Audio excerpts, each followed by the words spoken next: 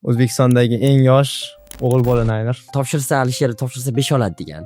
Yuzimga aytgan shu narsani. IELTS 9 Alisher hayotini 180 gradusga darajaga o'zgartirib yubordi desam. Qanchalik to'g'ri aytgan buni? 3 marta topshirganman. 2023 boshida ham 7,5 olganman. 3 marta ketma ket 7,5. Keyin o'sha siz bilan ko'rishganimiz imtihonda 8 chiqdi. Kimdir sizga limon bersa, masalan, limonni siz xo'p qo'yib rasmga olishingiz ham mumkin. O'sha limondan limon choy qilishingiz ham mumkin. Kimdir o'shandan limonad yasashi ham mumkin. Misol uchun metroga tushsangiz, to'g'ri, men 9im bor, joyingiz bo'shating, men 9im bor desa yo'qol deydi-da. Muhim qismi g'oyalar.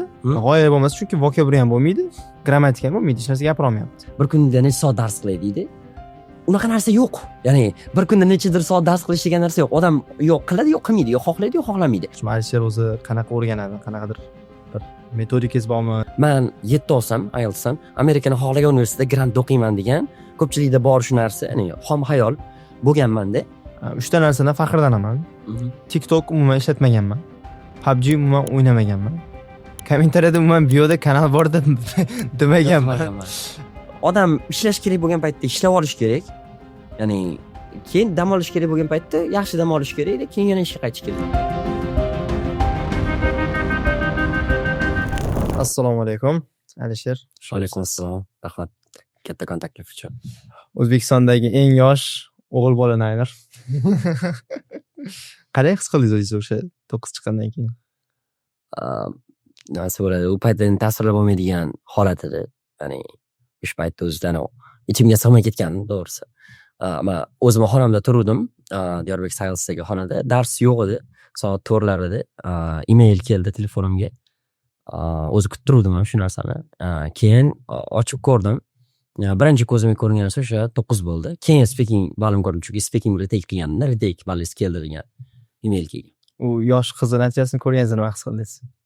Yo, o'zi bu narsani men bilardim, ya'ni aytadi-ku, if masalasi emas, when masalasi, ya'ni sodir bo'larmikin emas, qachon sodir bo'ladi, o'zi o'sha nima edi-da, bu aniq edi. Katta ehtimol bilan shu yil kimdir yangilasa kerak deb o'yladim, chunki o'zi ana 2011-2012 da ham ko'rsiz 8,5 olib yotishibdi shuning uchun. Men o'zi bundan oldingi podkastingizni ko'rgandim. Chiqqan podkastingizni I would be happier if xuddi shunaqa. Shunaqa rostdan his qildingizmi misol? Qarang, men podkastni trend ismi bilan boshlamoqchiman yoki taxallus deymizmi, nom deymizmi? O'zi nima degani u? Nimaga unaqa Bolton ismi u. U endi u ism kelib chiqqan sababi, ya'ni kanalimga qo'yganim sababi, bu endi futbol o'yinidan kelib chiqqan. Liverpool bilan Barselona o'yinida Liverpool birinchi o'yinda 3-0 ga yutqizgan. Keyingi o'yinda 4-0 ga yutgan. Va o'sha nimasi bo'ladi? Comeback deydi futbol tilida. O'shanda 2 ta golga menimcha assistentlik qilgan. O'shanda men o'yinni yaxshi ko'rib qolganman-da. Keyin o'sha nom tanlayotgan paytimda bitta bola bor edi. Davidmi deb nomlab olgan. O'zi ismi boshqa, unaqa, ya'ni boshqa ismli, o'zi o'zbek bola. Keyin men o'shandan inspiration oldimda, to'xta, men ham qanaqadir bir inglizcha ism qo'ysammikan kanalimning nomiga deb o'yladim. Keyin o'sha trend kelib qoldi.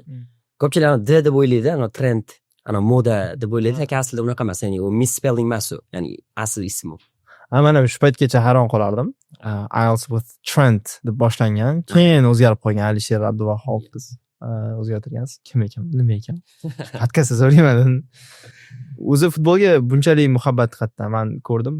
Maxsus futbol o'yinchilarini, original futbolkalari, har xil ismlar, Liverpool haqida postlar, storieslar, bo'lganda shuncha mehr, muhabbat futbolga qatda. Endi men o'zim qishloqda katta bo'lganim uchun o'zi futboldan boshqa exciting narsa kamda o'g'il bola uchun. Ya'ni misol uchun nima yo'q, bo'ladi-ku. Ko'pchilik baribir PlayStation o'ynaydi shaharda bo'lsa. Qishloqda ham bor, endi unaqa common narsa emas, misol uchun. Yoki anaqa video games nima emasda less popular desa bo'ladi qishloqda. O'shaning uchun futbolga o'zi o'sha yoshligimdan qiziqqanman. Garchi futbolchi bo'lish niyatim bo'lmagan o'zi. Shunchaki o'sha futbolga nimasi bo'ladi, free time activity sifatida qaraganman, lekin ko'rardim futbolda. O'zi ingliz tiliga qiziqishimdan oldin futbolga qiziqqanman. Ya'ni o'sha o'yinlarni yozib borishga, eng oxirgi xabarlar bo'ladi-ku. o'shalarni kuzatib borardim. Keyin shu bilan endi yoshingiz katta bo'lgani sari, ya'ni yosh bolalikdan endi yoshi kattalashgan sari odamni baribir real life responsibility bo'ladi-ku, o'qish kerak, qanaqadir karyera tanlash kerak, qaysidir universitetni tanlash kerak. O'shandan keyin futbol ozgina ikkinchi darajaga tushib qolgani bu o'zi aslida. Chunki futbol jinsi bo'lganman yoshligimda. Men ko'rdim, kanalni ochib olgan ekansiz. Kanal ochgandim, keyin uni yurg'izish nimasi bo'ladi, distracting bo'lib qoldi, shuning uchun. Yaxshi. Chalg'itadi. Bu podkastga kelishingiz oldin ham menimcha ukangiz bilan futbol o'ynayotganingiz boshqa qilgandingiz. Nimaga u aynan uka bilan yoki bo'lganda sportga jo'natmagansizlar, menimcha? Ukamni jo'natayotgandik, o'sha jarohat xavfidan qo'rqib, baribir endi yosh bola bo'lgani uchun. Keyin u hozir ko'p uyda telefon o'ynaydi, planshet bor. Shuning uchun baribir endi yosh bola bo'lgandan keyin ko'proq physically aktiv bo'lib turish uchun o'sha keyin qiziqtirish uchun-da. Qaysidir storiesizdanmi ko'rgandim haligi. Butun boshli stadionnimi band qildim, ukam bilan futbol o'ynagan. Xuddi shunaqa. Qoyil qoldim. Shunaqa qilsa bo'lar ekan. Zo'r. Keling, endi IELTS haqida gaplashamiz. Demak, men sizni o'zi 2023-yil adashmasam IDPda chiqayotganda ko'rishib qolgandik tasodifan. Rasmga tushadiganingizni aytmayman. IELTS o'shanda necha chiqqandi va 8 chiqqan. O'shanda 8 chiqqan. Men 3 marta ketma-ket yarim olganimdan keyingi o'sha 8 chiqqan o'sha. Undan oldin lekin 6 bo'lgan, to'g'rimi? Birinchi 6 olganman. 2023-yil o'zida. 2021. 2021da 6. 2021 olganman. 2021 6, 2022 6,5, 7,5, 7,5 3 marta topshirganman.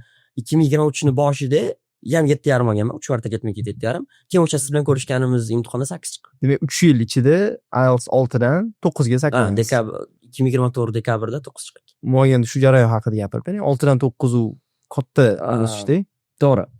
6 olganimdan keyin endi birinchi imtihonim to'g'risi tayyorgarligi ham juda taxmin bo'lgan tayyorgarlik, ya'ni bir structure tayyorlanish bo'lmagan, essay yozish haqida umuman xabarimiz bo'lmagan. Chunki bunaqa holat bo'lgan. Bizning birinchi o'qituvchimiz, endi bilasiz, qishloqda misol uchun ayniqsa bir 5 yil oldinga qaytaradigan bo'lsak, mana 2026 bo'lsa, o'qituvchi ham kam, ya'ni o'qituvchi ham kam, yaxshi bali bor o'qituvchi pashti yo'q. 7 o'qituvchilar uchun ham big deal bo'lgan to'g'risi, shu 2020-2021 yil o'sha Covidlardan keyin. Keyin birinchi o'qituvchimizda menimcha IELTS ballari 6 edi. Lekin IELTSni juda ham yaxshi tushungan odam, misol uchun natija chiqargan o'qituvchi bo'lgan. Ukam bilan birga borardik. Keyin bunaqa holat bo'lgan. Men o'zi inglizni yoshligimda xuddi nimaga o'xshab, futbolga o'xshab, havaskor olib yurardim. Adashmasam 2014-yilda har yozda men repetitorga borardim, vaqtim bekor o'tmasligi uchun. Ya'ni men jiddiy olmasdim. 2014 desa ko'pchilik 10 yil ketdi-ku, 9 olish shunda o'yladi. Yo'q, 2014 dan 19 gacha har yozda borardim. Har yoz yana 0 dan qaytardim. Qaytalanardi. Chunki men 9 oy tanaffus bo'lardi. Prosta o'sha yozdagi nima o'tmasligi uchun, bekor o'tmasligi uchun borardik. Keyin 2019-yil jiddiy olganman. 2020 Covid kelib qolgan. Keyin baribir ingliz tili baribir background bor-ku. Lekin baribir tushish bo'lganda, ukam ham endi boshlagan paytlar edi. Adashmasam 6 oymi, 7 oymi bo'lgandi ingliz tilini boshlaganiga. Shularni guruhiga o'tganman. O'qituvchisini juda maqtagan. Shuning uchun menda o'qituvchi hadab change bo'lavergani uchun o'sha bitta o'qituvchida settle qilish uchun ukam guruhga qo'shilganman. Va qarasam, hali o'rganishim kerak bo'lgan ko'p narsa bor ekan, o'zim tushunib yetganman. Birga borardik repetitorga va o'qituvchimiz shunaqa deb qo'ygan. Baxtiyorsiz, tayyorsiz degan ukamga. Menga alam qilgan. To'g'risi, chunki men ko'proq tayyorlanganman, ya'ni vaqtim ko'p sarflaganman va ukam boshlaganiga endi adashmasam 7 oy 8 oy bo'lgan, maksimum bo'lgan bo'lsa, siz tayyorsiz, siz topshirmaysiz IELTS degan. Keyin dadamga aytganman shu narsani, misol uchun shunaqa deyapti, men ham topshirsam bo'ladimi? Endi baribir ota-onalardan so'rash kerak, chunki ular pul beradi-ku baribir. Agar tayyor bo'lsa, to'lashga, misol uchun men ham topshirib yuborsam bo'ladi. Keyin borganmiz dadam bilan shu o'qituvchini oldiga. Keyin gaplashganmiz. Keyin zo'rg'a ko'ngan topshirishimga. Topshirsa Alisher topshirsa 5 oladi degan. Yuzimga aytgan shu narsani. Adashmasam yoz oylari edi 2021-yilda. Har kuni borardik darsga. Necha yosh bo'lgansiz? 15 yosh bo'lgan. 15 yosh. 15 yosh bo'lganman. ID kart olganmiz ukam bilan. o'shanda topshirganmiz. Bir kunda 28 avgust kuni topshirganmiz. 6 chiqqan natija. Va u guruh bunaqa bo'lgan, faqat listening reading qilardik. Nimasi bo'ladi? Nima bo'lmagan, misol uchun speakingga fokus qaratish, writingga fokus qaratish narsa bo'lmagan, shablon bo'lgan. Shablon yodlaganmiz. Ikkalamiz berilgan shablon bo'yicha va ikkamiz ham speakingda 5 olganmiz. Chunki bir xil narsani gapirib chiqamiz va undan ham yomoni bir xil ekzaminga ketma-ket kirganmiz. 15:40 da ukam kirgan, men 16:00 man kirganman. Ikkamiz ham 5 olganmiz bir xil ekzaminlarda. Chunki shablon yodlaganmiz xolos-da. Shuning uchun 5 chiqqan. Va writingni qiziq holat bo'lgan. O'qituvchimiz aytgan, biz vaqtimiz yo'q writingga. Writing ko'p vaqt talab qiladi. O'shaning uchun listening, reading, speaking e'tibor qaratamiz. O'zi speaking ham ikkinchi darajaliga tushib qolgan. Writingni degan o'sha videolar orqali o'rganasizlar. YouTube'da men sizlarga tashlab beraman degan. O'sha YouTube'dagi videolar orqali ko'rib olganman. Savol turlarini farqiga borib olganman. Lekin anaqa introduction yoziladi, body 1, body 2, conclusion deb ko'rsatib berilmagan. Bir marta ham doskaga yozilmagan. Essay va o'zimizga ham yozdirilmagan. Va bu paytda endi misol uchun bitta narsani noto'g'riligini bilishingiz uchun siz to'g'ri narsani ham ko'rishingiz kerak-da. Biz to'g'ri narsani ko'rmaganimiz uchun u narsani noto'g'ri deb o'ylamaganmiz. Question qilmaganmiz-da o'qituvchini. Chunki dars o'tishi yoqardi baribir ham. Keyin men birinchi imtihonimni eslayman. Task 1 yozyapman. Overview yozmaganman. Chunki biz overview degan paragraf borligini birinchi imtihondan keyin bilganman, o'qituvchim almashtirgandan keyin. Va writing ham shunaqa bo'lgan. Juda dabdala yozilgan. Bilaman nimaga 6 chiqqan o'sha imtihonda. Chunki men eslayman, ranggacha qo'shib yozganman-da, oq, qora, kulrang deb yozganman barchartda. Kulrang barchart, qora barchart, oq barchart 6 chiqqan. Ochiq eshiklar kuni bo'lgan menimcha. Keyin o'qituvchimni almashtirishim qanaqa bo'lgan?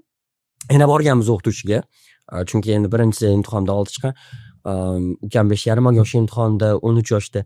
Keyin yana borganmiz update qilish uchun. Nimaga bilmadim lekin. Menda manaqa ko'pchilikda bor misconception bo'lgan, ya'ni misapprehension bo'lgan. Men 7 olsam, IELTSdan Amerikaning xohlagan universitetida grant o'qiyman degan ko'pchilikda bor shu narsa, ya'ni xom xayol bo'lgan menda. Keyin borganman o'qigani. Endi xuddiki ana Hasan Husanlarda bilasiz, oilada ikkoviga bir xil care qilishadi. Ukam bilan xuddi shunaqa bo'lgan. Qolib ketmasligi uchun ukam ham borgan, garchi u yoqqa uncha yoshiga nisbatan ham kerak bo'lmagan bo'lsa ham.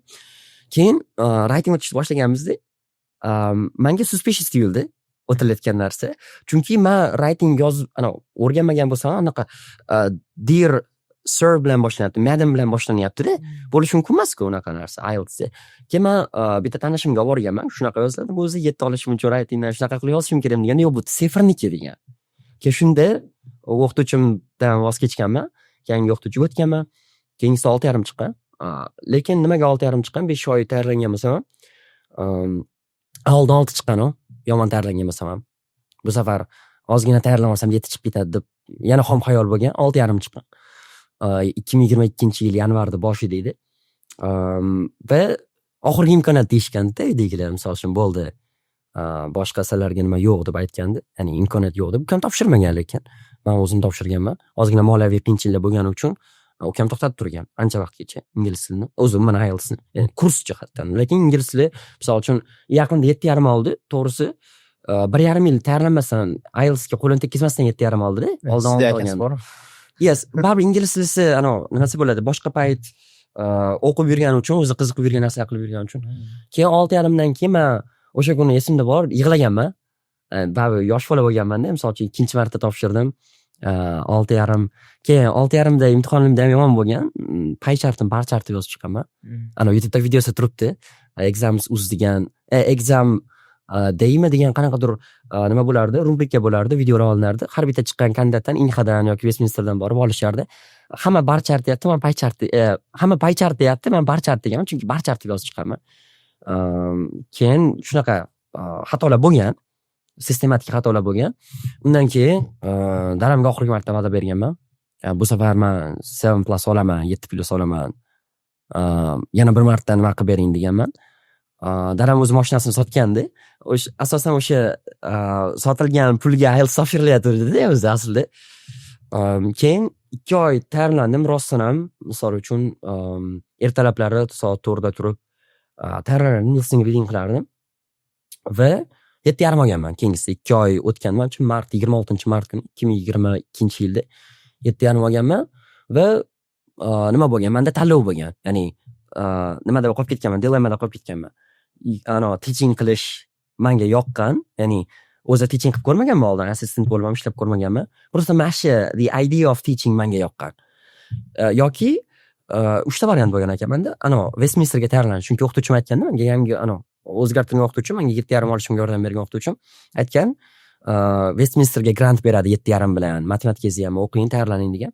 Lekin matematika menga hech qachon yuqmaganda, to'g'risi, matematika nima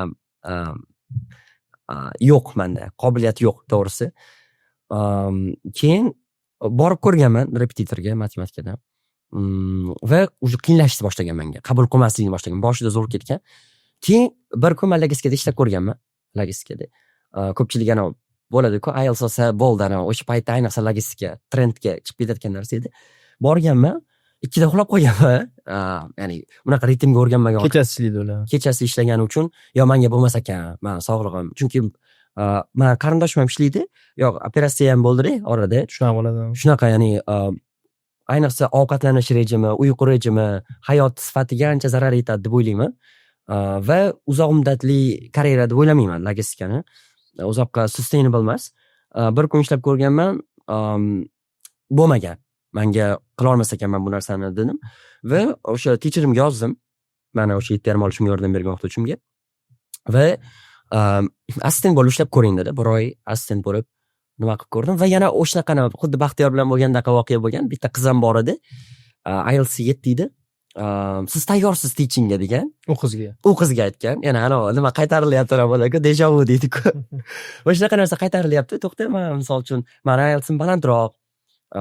Keyin teacher bilan ko'p yurganman. Undan nima kam deb. Undan nima kam.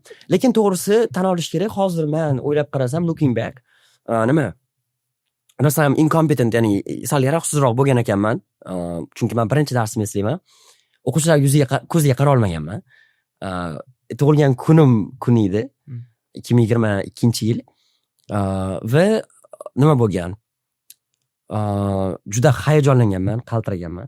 Lekin bir oy oldin nima qilib o'tgandim? Assistent tepiganman. Ozgina tajriba yig'ilib qolgan, nima o'tishni, nima qilish kerakligini bilib olgandan keyin o'sha guruh berilgan, ishonch berilgan, lekin men shu paytgacha menga ishongan, ishonch bergan odamlarga rahmat aytaman, to'g'risi. Keyin agar o'zim bo'lganda, agar men o'zimga shunaqa odamga ish berishim kerak bo'lganda ish bermasdim. Nimasi bo'ladi? Ketkizib yuborgan bo'lardim. To'g'risi, o'quvchilar bunaqa dedi, san'atingda bunaqa dedi, tayyor emas ekansan deb ketkizib yuborgan bo'lardim. Keyin 7,5 olganimdan keyin student retention bo'ladi-ku, o'quvchilarni saqlab qolish guruhda pasayib ketgan. Ya'ni men o'zim yaxshi o'qita olmaganim uchun men o'ylardim oldin, bu ham ko'pchilikda bor noto'g'ri tushuncha, IELTS yaxshi, IELTS bali qancha baland bo'lsa, bo'ldi, o'quvchi qoladi. Zo'r o'qituvchi degani u. Degan holat bo'lib qolganda, keyin men o'yladim, o'sha paytda yosh edim va juda ham yosh ko'rinardim ham o'zi yoshligim uchun. O'yladim, agar yaxshiroq bal olsam, balki o'quvchilar qolar. Ya'ni 8 olsam, 8,5 olsam, chunki pashi tumanda hech kimda yo'q edi, o'qituvchimdan tashqari 8. Endi to'g'risi viloyat kesimida oladigan bo'lsa, IELTS juda ham katta narsa. Status nimasida hozir ham shunaqa deb o'ylayman. Menda ham shunaqa affected bo'lganman-da. Keyin endi o'zim pul topishni boshladim-ku, to'g'rimi? Ya'ni pulimga achinmayman, to'g'risi, ya'ni ota-onam puli yoki boshqa narsa topshirdim. Yana 7,5 chiqdi. Va 8 olsam, mana o'quvchilar ko'proq bo'ladi menda deb o'ylardim. Chunki o'qituvchimga havas qilardim-da, guruhi to'lib o'tirardi. Men tarsiyana ham qiziqroq bo'lardi deb o'ylardim. Keyin o'shandan keyin u paytda kanalim yurg'izyaptim, hozir ham yurg'izaman. U paytda obunachim juda ham kam edi. Asosan faqat IELTS related postlar bo'lardi, faqat. Keyin yana topshirdim martda. O'sha siz bilan ko'rishganimizda oldingi testni topshirdim. U paytda juda ham yaqin keldi 8 ga, lekin baribir o'xshamadi yana. Lekin men nima bo'ladi-ku, bilib oldim o'sha nima qilish kerakligini, ya'ni 7,5 olyapman, sababini bilaman, nima qilishim kerakligini bilib oldim. Keyin o'sha paytda men viloyatda ishlayotganim va maktabni bitirdim men. 7,5 oxirgi 7,5 olganim paytda men maktabni bitirdim-da.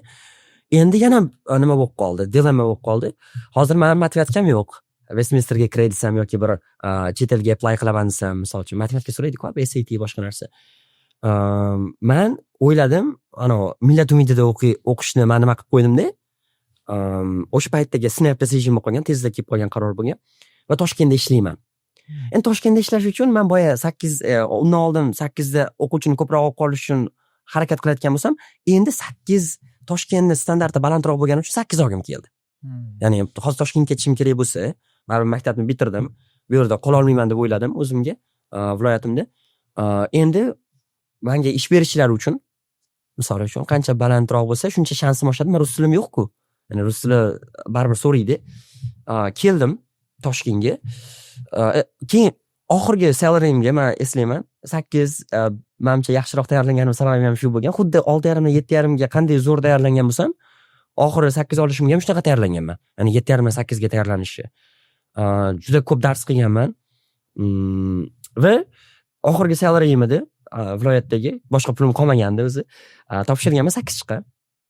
Keyin Toshkentga kelganman. Begus aka Mahmedov bilan men oldin ballarimni tashlab borardim. Men marafon qatnashchisi bo'lganim uchun. Keyin men CV jo'natdim Begus aka Mahmedovga.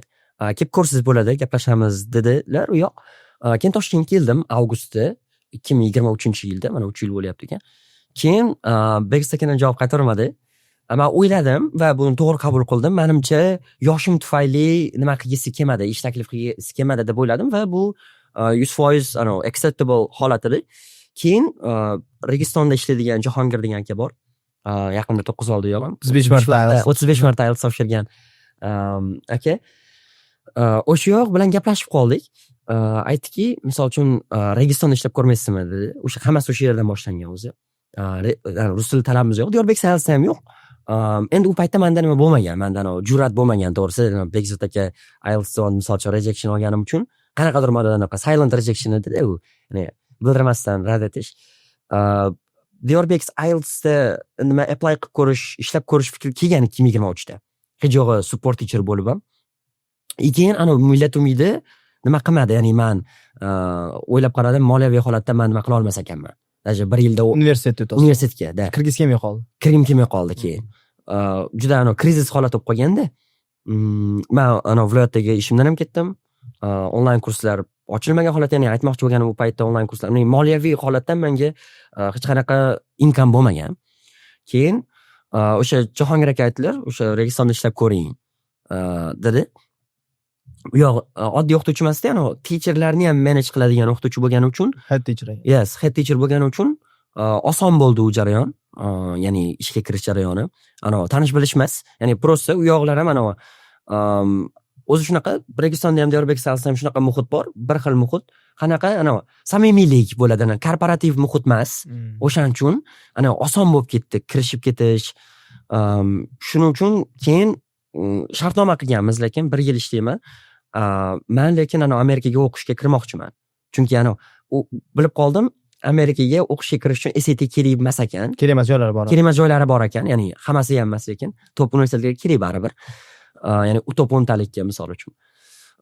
Keyin o'sha paytda men Arizonaga, DePaulga, Koloradolarga topshirdimda, hammasidan qisman grantlar keldi. Yana bitta ko'pchilikda noto'g'ri tushuncha, o'sha qancha balim baland bo'lsa 100% grant, boyaga aytgan narsam.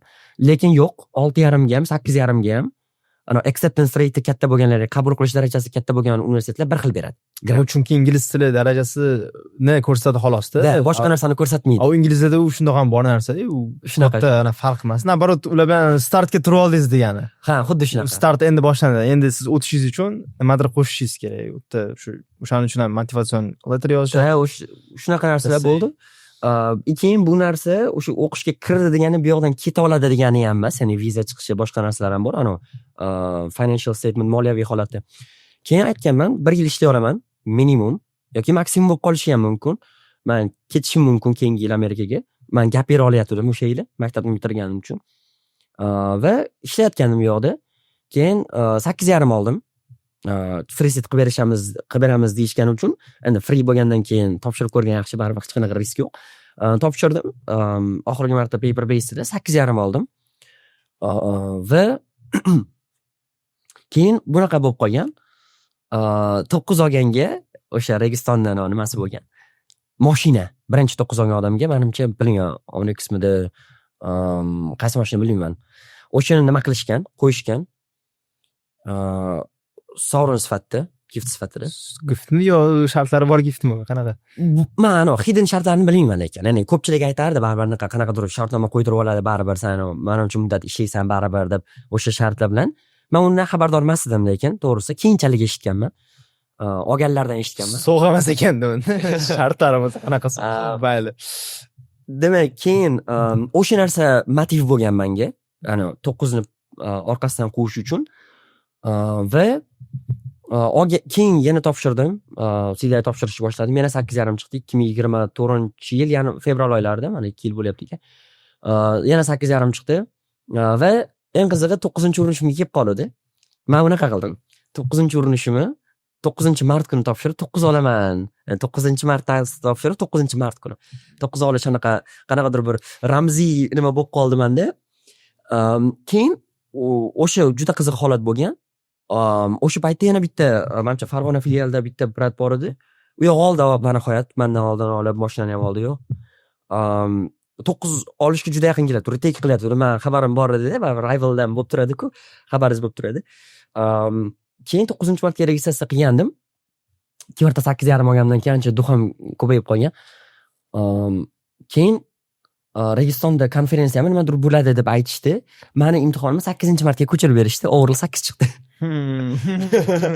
Zato moslanibdi baribir. Men ko'zimga ishona olmaganman. Nurulloh aka Kamolxo'jayev bilan topshirgandik bir kunda imtihonni. Yana gaplashgandik o'sha kuni. 9 ga yaqin kelyapti. Ikkimiz ham o'sha paytda 9 yo'q edi. Akaniki o'shanda 9 chiqqan? Yo'q, mayda topshirganda 9 chiqqan. U yoqda ham juda yetmay qolgan menimcha. Keyin bitta xonada topshirganmiz testni. Keyin menimcha 9 oldim deb o'ylaganman. Keyin 2 kundan keyin emailni ochsam, birinchi ko'zimga 8-mart overall 8 turibdi. Ikkita 8,5dan keyin bu. Ikkita 8,5dan keyin. 8,5 ham chiqmaganda, ya'ni 9-mart kuni 9-martda topshirib 9 olaman degan odam 8-mart kuni topshirib 8 olyapti, 8,5 ham chiqmayapti. Keyin listening retake qilib yana 8,5 qolsam bo'lardi, lekin men point ko'rmadim. Baribir 8,5 oldinga olgan ballarim bilan. 3 hafta oldin 8,5 olgandim, undan oldin.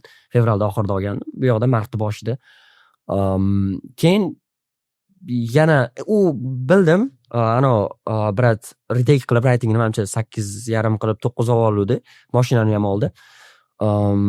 Keyin menda bilmadim nima motiv bo'lgan. Keyingisi balki faqat 9 olish nimasi bo'lgan xolos. Chunki 9 olish uji nimaga aylanyapti, hype bo'ladi-ku. Trendga aylanyapti, odamlar wow deydigan narsa edi. O'sha ham sabab bo'lgan. Endi baribir eksternal sabab ham bo'ladi odamda. Keyin yana bitta narsada, misol uchun shu paytgacha ham keldim, baribir oxirigacha borib qo'ygan yaxshi baribir. Bitta ishni oxirigacha bitirib qo'ygan yaxshi deb o'yladim o'zimga. Keyin yana topshirdim aprelda. Yana 8,5 chiqdi. Bu 3-martasi edi va El-yurt umidi ochilishi kerak edi. El-yurt umidi foundation bor. Chunki men Amerikaga boshqa yo'l bilan keta olmasdim. Men nimalarni olib qo'yganman? Acceptance letterlarni olib qo'yganman va kutib turibman. Martda bo'lish kerak bo'lgan narsa avgustda bo'lganda. Kechiktirilganmi? Juda kechikib ketgan. 2024-yildagi El-yurt umidi juda ham kechikkan. Va to'g'risini aytaman, unda ham o'zimga katta baho berib o'rganman. Ya'ni misol uchun IQ test ekan, keyin suhbat bo'lar ekan. Men Toshkentdagi HR-lar bilan suhbat qilganman. O'zida odam bo'ladi-ku, egosi bo'ladi, bular intervyu nima o'qib qoldi deb o'ylaganman va bu ham yaxshi emas, o'ziga katta baho bermaslik kerak odam baribir. Yoki bitta ishni ma'qullatib qo'yish kerak, keyin balki baho bersa bo'ladi. Keyin iyunni boshi bo'ldi, ochiladi degan gap bo'lib qoldi. Ya'ni ochilyapti degan. Va men endi ishlamay turay, men imtihonga tayyorlanay ozgina. Bu bahona edi menimcha. Rostdan ham tayyorgarlik jiddiy olishdan ko'ra sal bahonaga o'xshab qolgandi. Va Registondan ketdim, yaxshi edi nimalar bilan, ya'ni bo'ladi-ku. Good terms deydi. O'sha bilan ketganman, ya'ni yaxshi munosabat bilan ketilgan, hech qachon nima bo'lmagan, konflikt boshqa narsalar bo'lmagan. Keyin men chiqqanimdan keyin, ya'ni Registondan chiqqanimdan keyin uyga qaytib kelganman. Andijonga. Yana o'sha holat, ya'ni 2023dagi holat. Pul yo'q. Nima yo'q, ish yo'q. aimless bo'lib qolganman yana. Va chunki menda umid bor edi. Men bitta nima qilib turgan narsa, umidvor qilib turgan narsa el-yurt umidi edi. Boshqa narsa emas, chunki bunaqa katta risk qilishimga o'sha sabab bo'lgan o'zi. Keyin ochiladi deyishdi va avgustda ochildi. Men 2 oy nima qilib turdim. 2 oyning orasida lekin bunaqa qildim. Kanalim mancha 10 ming obunachisi bor edi o'sha paytda, katta kanalim. 10 ming obunachisi bor edi. O'sha paytda bitta brat bilan kurs ochganmiz. Listening reading kurs ochganmiz. Va o'shinidan tushgan pullarga men kanalimni zaявка qilish bo'ladi-ku, requestlik, ya'ni obunachi ko'paytirish bilan, shu bilan keyin yana IELTS topshirishga sarfladim. Chunki men bekor turgandan ko'ra turib, nima qilib turib yurganman, men bu kursni ochilyapti. Va avgustda 9:05 yetmay qoldi. Kelib topshirgandim. Va keyin el-yurt umidi bilan natijasi bir kunda chiqqan. Men buni Adastra podkastda ham aytgandim. O'zi 9, 7,5, 8,5 bo'lib qolgan. Men 4-kvarta 7,5 olishimda writingdan jahlim chiqqan, to'g'risi. Juda zo'r esse yozgandim deb o'yladim. Rostdan ham shunaqa bo'lib chiqqan ekan, qanaqadir ma'noda. Apellyatsiyaga berdim. Ya'ni bo'lishi mumkin emas, boshqadan tekshiringlar deb. 8 chiqdi va 0,5 yetmay qoldi endi. 9 ga. 0,1 ball aytdi. 9, 7,5, 8,5 edi. Endi 9, 8, 8,5 bo'lib qoldi. U qachon bo'ldi? Men 6-avgust kuni nimaga borib el-yurt umididan imtihonni topshirib keldim.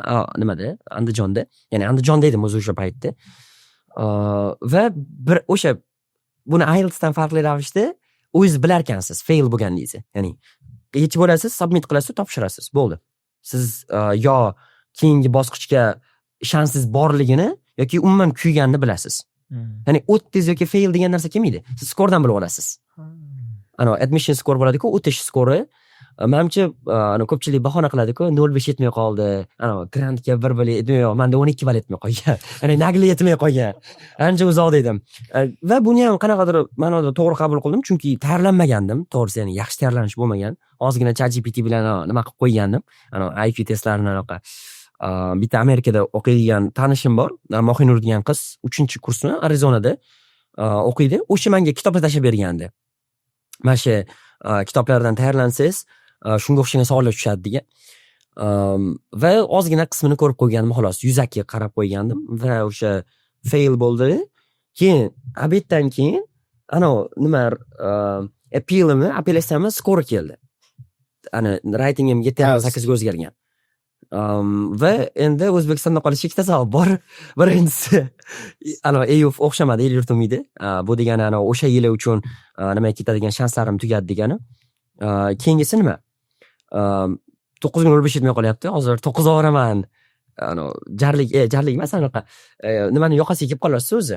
Bir qadam qoladi to'g'rirog'i. Keyin Diyorbekirga yozgandim, ish so'rab. Diyorbek bilan ham Bekzod aka bilan ham korrespondens almashib turardik, ya'ni xabarlashib turardik.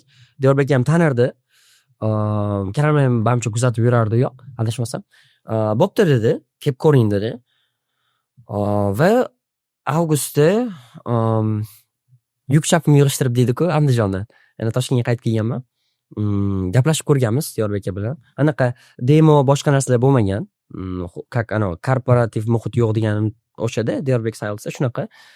Ya'ni to'g'ridan-to'g'ri kirib ketavermaydi. Misol uchun test qilib ko'rmasdan boshqa narsa.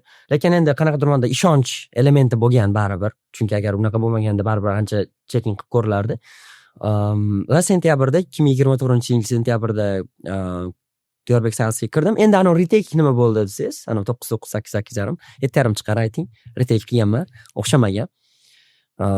Va bu maslahat beraman, kim topshirayotgan bo'lsa, ayniqsa writing retake qilayotgan bo'lsa, speaking retake qilayotgan bo'lsa, faqatgina o'sha kuni writing bilan speaking qilmaslik kerak.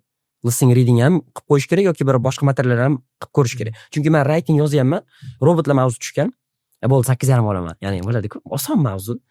Men yozishni boshladim, muzlab qoldim. Ya'ni yozyapman, bilib turibman yemayapti essay. Va 7,5 ni ham men o'zim kutgandim. Yo 7,5 chiqsa kerak deb o'ylagandim, 7,5 chiqqan.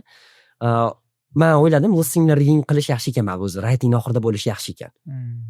Writing boshida bo'lsa yoki faqat writing yozilsa bo'lmas ekan o'sha kun uchun deb o'yladim. Katta bosimda-yu. Katta bosimda. Men o'zi writing nimaga o'tib olgunimgacha, muhitga kirib olgunimgacha yarim soat o'tib ketib bo'lgandi-da. Bo'ladi-ku, odam flowga tushib olgunimgacha, oqimga tushib olgunimgacha yarim soat o'tib ketib qoldi. Va bildim, yemadi. Essay tugatib qo'ydim-u, lekin 8:30 bo'lmaganini bildim. Va ertasi kuni 7:30 chiqdi baribir. O'sha paytda mana Ulug'bek Pro aka Muhriddinlar ham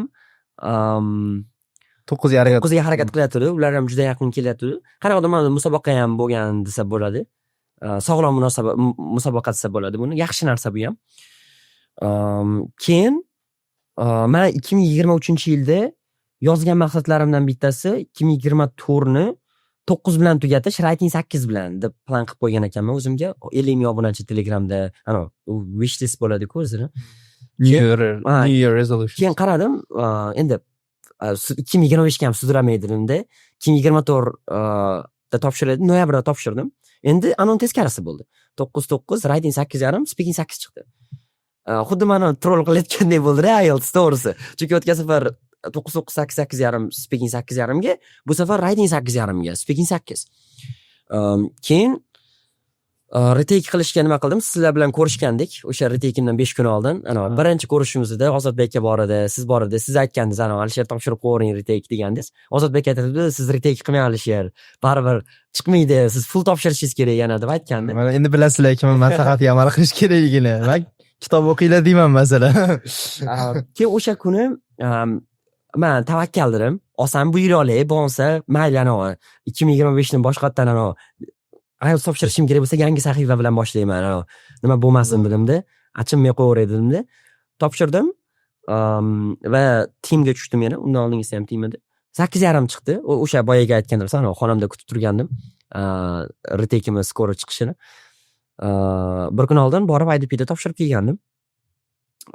Va yaxshi, misol uchun o'sha paytdan tog' ag'darilgandek bo'ldi to'g'risi yelkadan. Keyin lekin baribir mana narsa, ko'pchilik o'ylaydi, IELTSdan qaysidir balda olsa bo'ldi, xursand bo'lib yuraveradi, hayotida ya'ni bo'ladi-ku. Har kuni bir oydan keyin ham yo'q. Kechki paytga borib bo'ldi, o'sha emptiness qaytib qoladi odam, ya'ni bo'shliq bo'ladi-ku, restart deydi, restartga qaytib qoladi. Bunday qaraysiz, bo'ldimi? Ya'ni shumidi o'zi bo'lib qoladi. To'g'ri xursand bo'ladi, boshqa narsani IELTSda o'zini yaratadigan imkoniyatlari ham bor-u, lekin odam foydalansa, to'g'risi mana misol uchun qancha 9 olgan o'qituvchi bor. 3 tadan oshdi. Biz bilmaymiz lekin. Ya'ni 9 olishni o'zi nimagadir olib kelib qo'ymaydi siz. O'sha kun men misol beryaptim haligi. Kimdir sizga limon bersa, masalan, limonni siz xo'p qo'yib rasmga olishingiz ham mumkin. O'sha limondan limon choy qilishingiz ham mumkin. Kimdir o'shandan limonad yasashi ham mumkin. Qanaqa foydalanishga bog'liq. Shunaqa u 9 ni o'zi bilan nima qilib qo'ymaydi-da. Misol uchun metroga tushsangiz, to'g'ri, men 9 im bor, joyingiz bo'shating, men 9 im bor desa yo'qol deydi-da. Ya'ni aytmoqchi bo'lganim, bu 9 prosta ingliz tilini misol uchun qaysidir testda olingan eng yuqori ball xolos. Darajani ko'rsatadi. Va bu IELTS ham o'zi bitta soha xolos, ingliz tilini o'zi emas. Misol uchun siz oshxona anjomlarini bilmasdan turib 9 olsangiz bo'ladi. Chunki u IELTS u narsani so'ramaydi, juda spesifik narsalarni so'raydi. Va haqiqiy kommunikatsiya uchun baribir 9 o'zi yetarli bo'lmaydi. Agar siz o'sha tabiiy ingliz tili bilan yurmagan bo'lsangiz, faqat testga yopishib olgan bo'lsangiz, unda 9 olish imkoni bo'ladi. Lekin ingliz o'qib ketish mumkin, ya'ni haqiqiy inglizda. Keyin eng qizig'i o'sha paytda 24 ming obunachim bor edi. 2024 ni 4 kun qolganda 9 oldim. Endi 50 ming obunachiga yetkazish kerak-ku. Sirojin aka bilan proyekt qilgandik va 60 ming bilan tugatganman. Zo'r. Ya'ni yilni o'sha writing 8.5 o'zi 8 deb plan qilgan, 9 nima bilan 60 ming obunachi bilan tugatildi. Lekin erishilmagan maqsadlar ham bor. Ko'pchilik faqat erishilgan maqsadlar haqida gapiradi, lekin erishilmaganlar ham bor. El yurtim uyda, Amerikada o'qish. Shunaqa. Raqamlarni rosa yaxshi ko'rar ekansiz. 9 plus. Va ukangizdan eshitdim, 9 ga tayyorgarlik paytida 500 tadan oshiq insho yozgan. Mana bunaqa narsalar endi hamma haligi natijani ko'radi-da, orqasidagi mehnatni ko'rmaydi ko'pchilik. Shu joyi haqida ham gaplashsak masalan. Yana hech kim hamma natijani ko'radi, training groundni ko'rmaydi. Ko'rmaydi-da. Bunaqa bo'lgan 500 ta essay yozish endi manaqa narsa. To'g'risi, ko'pchilik ko'p essay yozish desa, writingni yomon ko'rgani uchun imkonsiz deb o'ylaydi yoki qiyin deb o'ylaydi yoki yillab ketadi deb o'ylaydi. Lekin aslida men writingni o'zim yaxshi ko'rganim uchun, to'g'risi, menga hech qachon nima bo'lmagan. Men hech qachon writingda o'zini, garchi menga boshidan birinchi imtihonda badiiy paragraflarda ko'rsatib berilmasdan yozilgan bo'lsa ham, men hech qachon 250 tadan kam yozmaganman. 1 soatda doim ulgurganman. Birinchi writingimda ham, oxirgi yozgan writingimda ham. Chunki men readinglarda nima olish yaxshi ko'rardim, sinonimlarni, boshqa narsa. Nimaga birinchi yozgan writingimda ham, imtihondan oldin bitta writing yozgandim. 250 ta yozilgan, chunki driverless karlar haqida edi-da. Driverless karlar haqida passage 2 bor, Cambridge 15 da. Men o'qiganman-ku baribir, qilganman. O'shaning uchun birinchi step to'g'ri bo'lgan. Men doim aytaman, yaxshi yozuvchi bo'lish uchun yaxshi o'quvchi bo'lish kerak. Of course. Chunki birinchi kirmasa chiqmaydi hamda. To'g'ri. Miyaga kirmasa miyadan chiqmaydi. Shu narsani ko'pchilik tushunmaydi. Keyin writing endi 500 ta men plan qilmaganman. O'zi bo'ladi-ku. Misol uchun ko'pchilik aytadi, men boy bo'lishni plan qilmagandim deydi. Va katta ehtimol ular haq bo'ladi. Ya'ni misol uchun men milliarder bo'lishni, misol uchun 100 milliard dollar puli bo'lsa, men 100 milliard dollar plan qilmagandim deb aytadi. Ko'pchilik yolg'on gapiryapti bu odam deb o'ylaydi. Yo'q. Boshida step by step bo'ladi, keyin momentumga chiqib olgandan keyin ketib qoladi. Men ham writingim weak pointim bo'lgani uchun, ya'ni har qanaqadir ma'noda relatively, chunki speaking constantly 8+ chiqayotdi, listening reading 9 ga chiqib olgandim va writing oyog'idan ushlab turibdi. Keyin endi manaqa narsada mehnat qilish deb aytishadi-ku, to'g'rimi? Bitta natija result bo'lish uchun siz oldin evidences bo'lishingiz kerak. Mehnat qilganingizga evidence bo'lish kerak. Chunki action bu yoqda bo'lib turib, expectation bu yoqda bo'lsa bo'lmaydi. Disappoint bo'ladi odam, doim xafa bo'lib qoladi. Misol uchun kutuvlari bu yoqda bo'lsa, harakat bu yoqda bo'lsa, o'shaning uchun men kutuvlarim bilan harakatimni level qilishga harakat qildim, mana birlashtirishga harakat qildim va o'yladimki, endi faqat writing yozishga bog'liq emas 9 olish. Endi men lekin weak pointim writing bo'lib turibdi. O'yladim. Misol uchun 9 olgan odamlar shu paytgacha, men unday 9 yo'q edi-ku. Misol uchun shuncha ko'p essay yozganmikan? Men 200 talar essay yozganimda o'sha savolni o'zimga berdim. Ya'ni shunchalik mehnat qilganmikan? Ya'ni yana aytaman, prosta writing yozish bilan mehnat bo'lib qolmaydi. Ya'ni boshqa seksiylar ham bor. Lekin o chiqarayotgan output misol uchun men o'yladim, bitta odam erishgan narsaga siz ham deserve qilishingiz uchun katta ehtimol bilan mehnatingiz ham o'shanga deserve qilgani yaxshi. Chunki omad ham hammaga kelavermaydi. Omad ham tayyorlangan nimaga keladi? Tayyorlangan keladi baribir. Keyin o'yladim, misol uchun men o'zimga confidence berdi shu narsa. Ya'ni ko'p essay yozayotganim, ko'p mehnat. Yes, men qaradim, shuncha ko'p narsa yozyapman, shuncha ko'p nima qilinyapti, qila olaman. Yes, qila olaman. Katta ehtimol bilan boshqa 9 olganlar buncha yozmagan baribir. Menga shu narsani berdi. Garchi 9 im bo'lmasa ham 9 olganimlar menchalik mehnat qilmagan baribir. Degan nima berdi menga baribir. Nimasi bo'ladi? Signal berdi-da. Keyin yozaverdim. Yozishga davom etdim, chunki boshqa qiladigan narsam ham to'g'risi yo'q edi.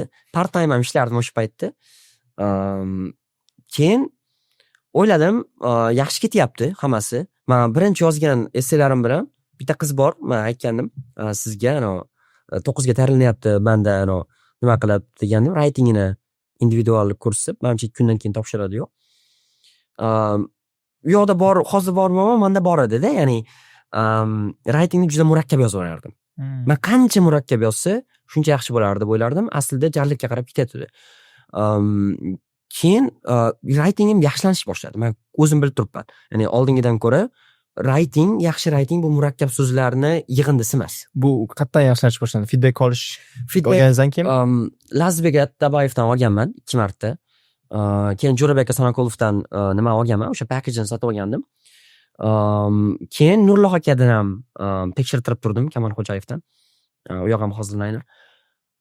Va olgan bo'lsam, nari borsa bir 7 ta feedback yoki 8 ta feedback olingan, lekin qolgan payt yozib ketilavergan.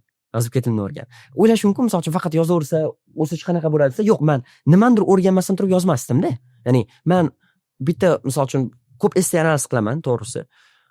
Hozirgacha ham qiladigan ishlarimdan bittasi essay analiz qilish. Yaxshi odat bu. O'shunda o'rgangan so'zlarimni men ishlatish uchun essay yozardim. Yana bitta narsa bor. Ko'pchilik birinchi ChatGPTdan polni ideyalarni oladi, keyin yozadi. U essay emas u, ya'ni unaqa qilib oshirilmaydi. Oshirilsa, birinchi odam qo'ldan kelgancha yozib olish kerak. keyin ChatGPTdan qarash kerak. Keyin pain bo'ladida odamda o'zida to'xta va essayni to'g'risi trash ko'radi.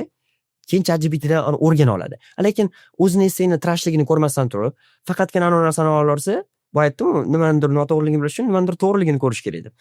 O'zinikini noto'g'riligini ko'rmasdan turib, to'g'ri narsani olaveradida, to'g'rilanib qolmaydi bu narsa lekin. Chunki o'zinikini noto'g'riligini bilmaydi. Hamster wheel deydi inglizda, bo'ladi-ku, nimaga tushib oladi-da, g'ildirakka ming harakat qilsam bitta joyda qoladi, chunki aylanadi-da g'ildirak. Shunaqa bo'lib qoladi writingda. Va ChatGPTdan assessmentga keladigan bo'lsak, to'g'risi ishonmagan yaxshi, to'g'risi, ChatGPTni baholashiga. Chunki ishonib qolganimda, to'g'risi topshirmagan bo'lardim testni. Chunki odam faktori bor, hali ChatGPT replace qilmagan. Ya'ni odamning instinkti bo'ladi. Bunday ko'rib yoqtirib qolishi bor. Bu narsani explain qilib bo'lmaydi-da. Misol uchun bitta narsa, misol uchun beauty nimasi subjective-ku, ya'ni chiroylilik narsasi hammaga har xil. Misol uchun bitta даже examinerga, misol uchun bitta examiner writing 8.5 bersa, bitta essayga bitta 8 berishi mumkin-da. Beauty is in the eyes of the beholder. Yes, shunaqa. Keyin o'shaning uchun ChatGPTdan просто refined versiyalarni olsa bo'ladi, o'zi yozib bo'lgandan keyin ko'radi, o'rganadi, qo'shishni boshlaydi. Keyin yana 9 olishga drive bo'lganini menimcha eng katta sabab bu ko'pchilik menga doubt qilganda baribir bo'ladi-ku, kommentlarda bo'ladi, misol uchun. Men hali ham kanalimda turibdi, screenshot qo'yganman. Men hali nima qilaman, 9 olaman. Success is the best revenge. Yes. Deb nima qilib qo'yganman. Keyin o'sha ham bo'lgan baribir, qanaqadir ma'noda odam o'zini isbotlagisi ham keladi. Hammamizda ham bor bu narsa, qanaqadir darajada o'zimizni ozgina bo'lsa ham isbotlagimiz keladi. Keyin shu bilan 9 chiqdi. Undan keyin asosan 2025 IELTS topshirmadim, to'g'risi. Chunki point ko'rmadim. Bir topshirganim keldi, lekin yo'q dedim, yana o'sha rabbit hole'ga o'zimni olib borgim kelmadi. Va undan ko'ra o'quvchilarga yordam bergan yaxshi, to'g'risi. Speaking qanaqa tayyorlagansiz? Speakingga boyaga essay analiz qilish odatdami, juda yaxshi. Xuddi shuni speakingga bersasizmi? Shunaqa desa ham bo'ladi. Asosan mock ko'rardim men. Mock ko'rardim. Eli House degan odam bor, Speaking Pro Tipsmi, IELTS English Pro Tipsmi degan kanal bor. Conor bilan degan nima, Diyorbek ham ko'p maqtallash yog'i. Shu yoqdan videolardan o'rganardim. Keyin og'zimni rekord qilardim, lekin odatda ko'p qilmasdim, to'g'risi. Ya'ni men samplelar tuzib, ko'pchilik manaqa qiladi-ku, speaking 8.5-9 olmoqchi bo'lsa qanaqadir marafonlar qiladi, samplelar tashlaydi. Bu ham zo'r. Lekin menda u narsa bo'lmagan, ya'ni u narsani o'quvchilar. Keyin speakingga yana asosan writing inputi bo'lgan, ya'ni essay analiz qilishda, chunki ko'p so'zlarim baribir anaqa spoken so'zlamasda, speakingda ishlatadigan so'zlarim ko'proq akademik so'zlar bo'lgani uchun keyin mock analiz qilish ham foydasi tegadi, chunki oxirgi imtihonimda men echo chamber effekt haqida gapirganman-da imtihonimda. O'zi bir xil ekzaminga kiryapman. Даже partuyimiz ham bir xil bo'lgan, oldingi imtihondagi partu bilan. Va endi individual baholanadi-ku har bitta test. Даже bitta quote'ni ham bir xil aytganman. Benjamin Franklinning early to bed, early to rise makes a man healthy, wealthy and wise. Ya'ni erta yotib erta turgan, sog'lom, boy, aqlli bo'ladi degan quote'ni 2 marta gapirib berganman, ya'ni nimaga? Timga bir oyning ichida. Endi har bitta test alohida baholanadi. Ularning haqqi yo'q. Sen bir oy oldin ham shu quote'ni aytgansan menga. Yoki eslab qolish mumkin-ku, mana shunaqa narsalarni, ya'ni bo'ladi-ku. Punchy joylarni, esda qolarli joylarni. Keyin part 3 ga kelganimizda ChatGPT haqida gap boshlanib qolgan. ChatGPTni bizda hayotimizdagi roli AI ni to'g'rirog'i. Va social life haqida gapirilyapti. Men bir kun oldin o'sha Conorning videosini ko'rgandim. Echo chamber effekt haqida gapirgan. Ya'ni 5 ta odam bilan yursangiz, 6-chi siz bo'lasiz. Degan narsa to'xtadim, men nima eshitmayman buni dedim. Social life haqida gapiryapti dedim. Social life ni bizni o'zimizning hayotimizga qanaqa ta'siri bor?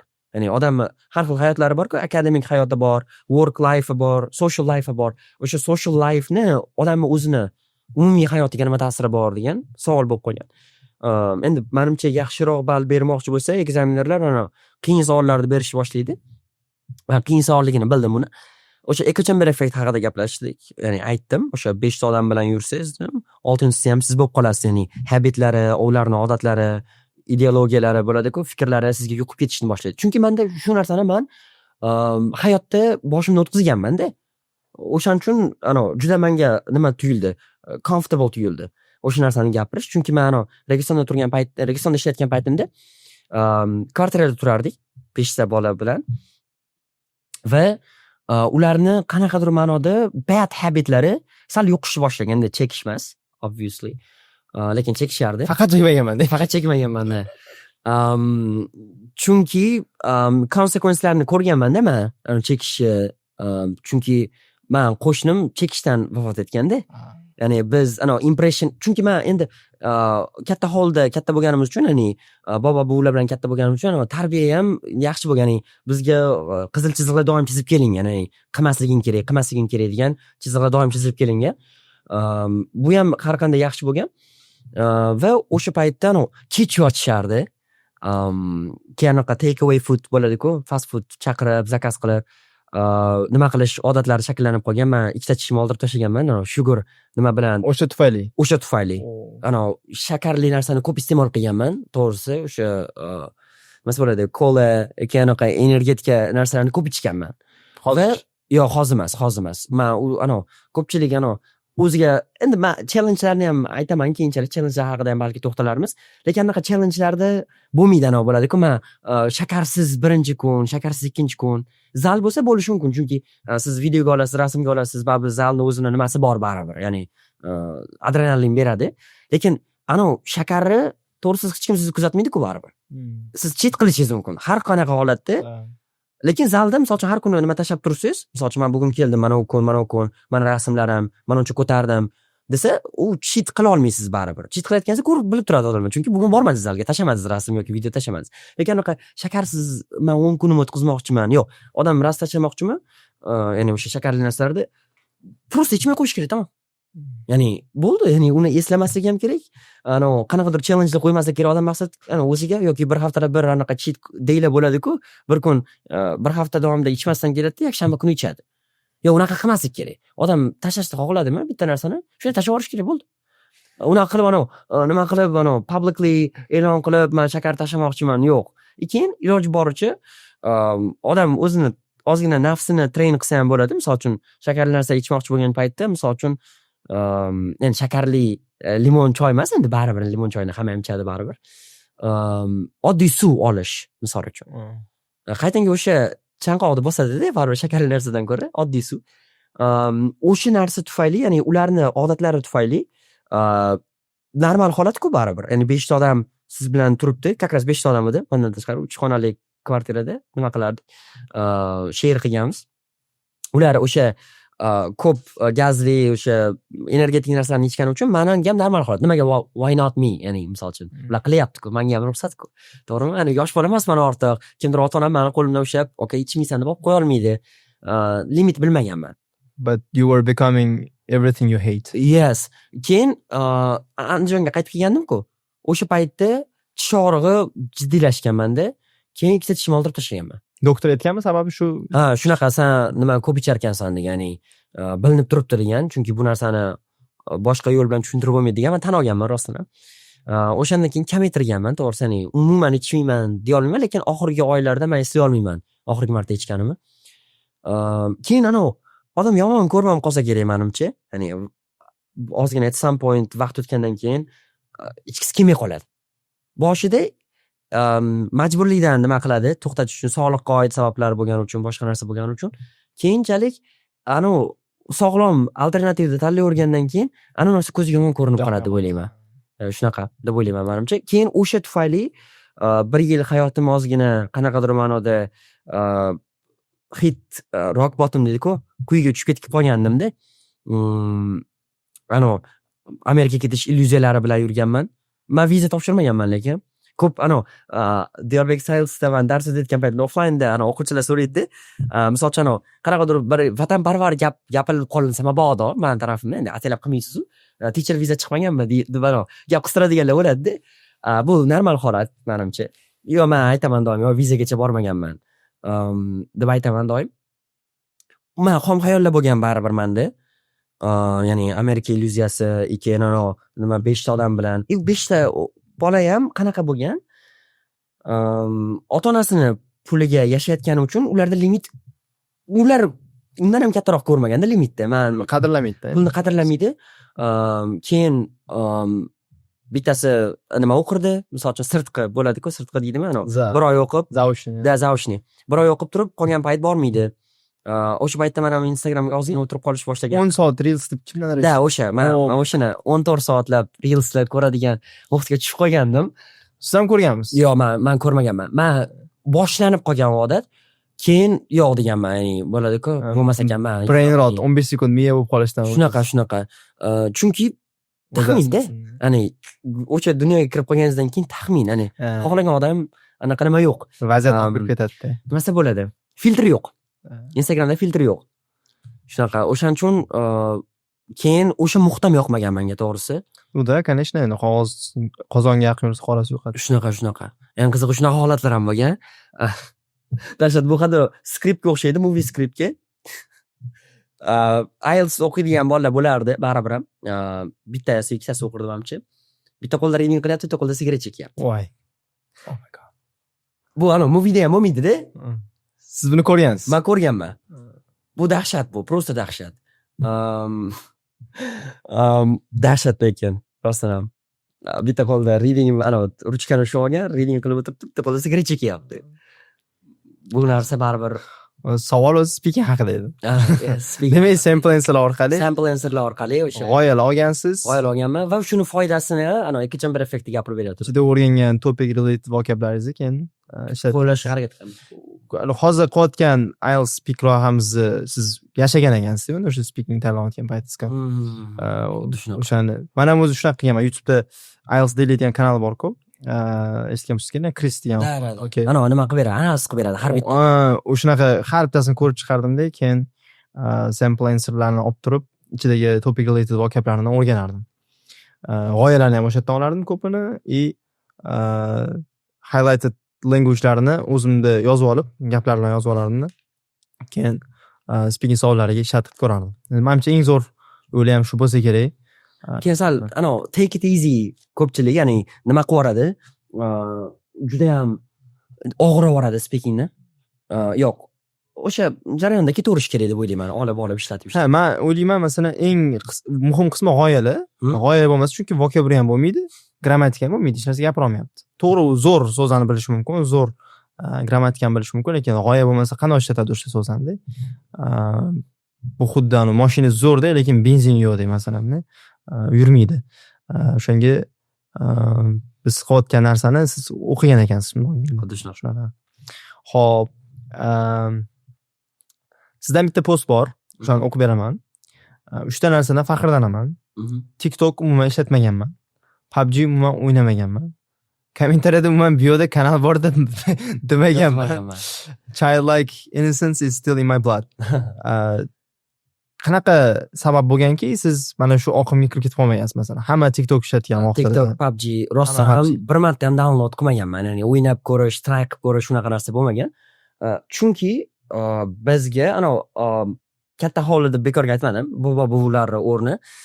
Bizning oilada u narsa o'zi telefon ishlatish, ya'ni misol uchun Covid kelgandan keyin hamma telefonga o'tirib qoldi.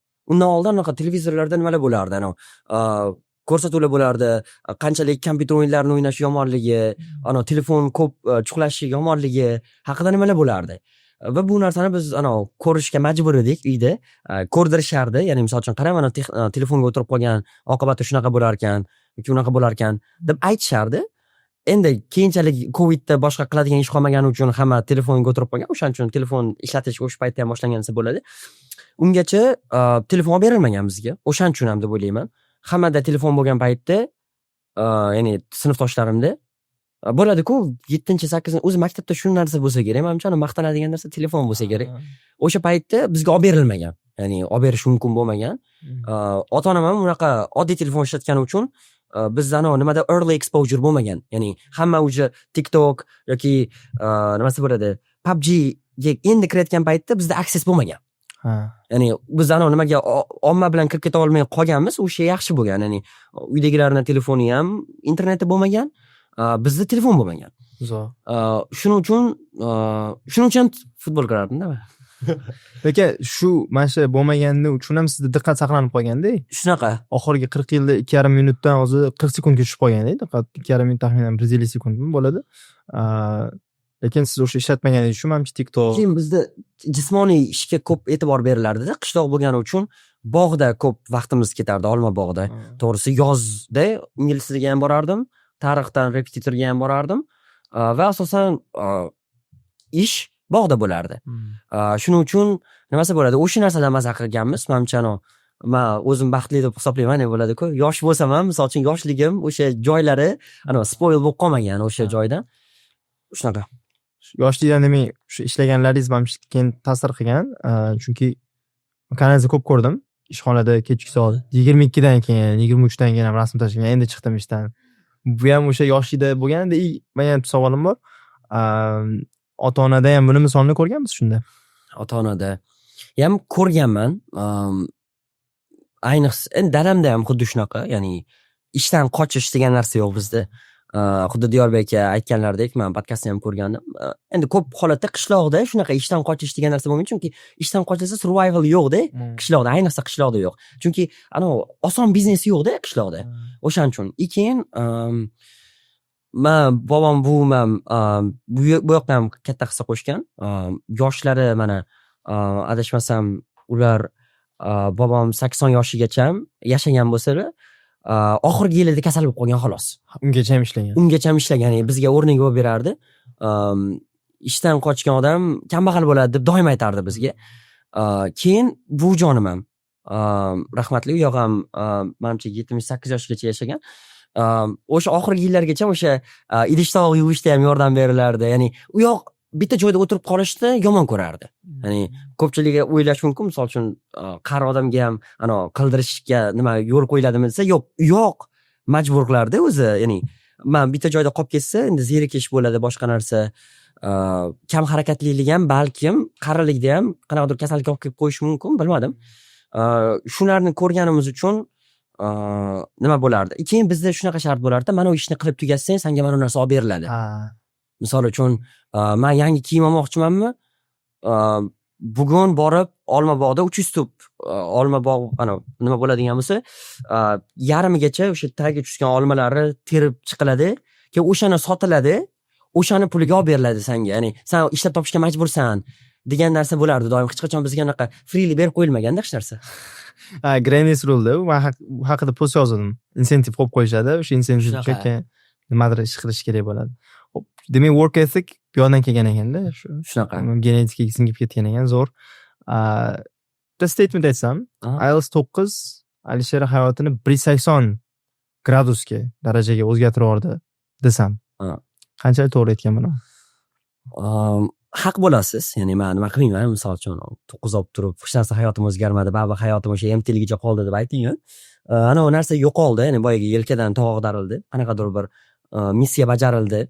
Bu birinchi point. Ikkinchisi, oldin sallarnoqa nima bo'ladi, greedyroq o'qituvchi edim, to'g'risi. Ya'ni faqat o'zimni ko'proq o'ylardim. O'quvchilar natijasi uncha qiziq bo'lmagan menga. Ya'ni kim kelib ketishi, to'g'risi shu narsa o'sha o'quvchilar ko'rsa podkast. Yes.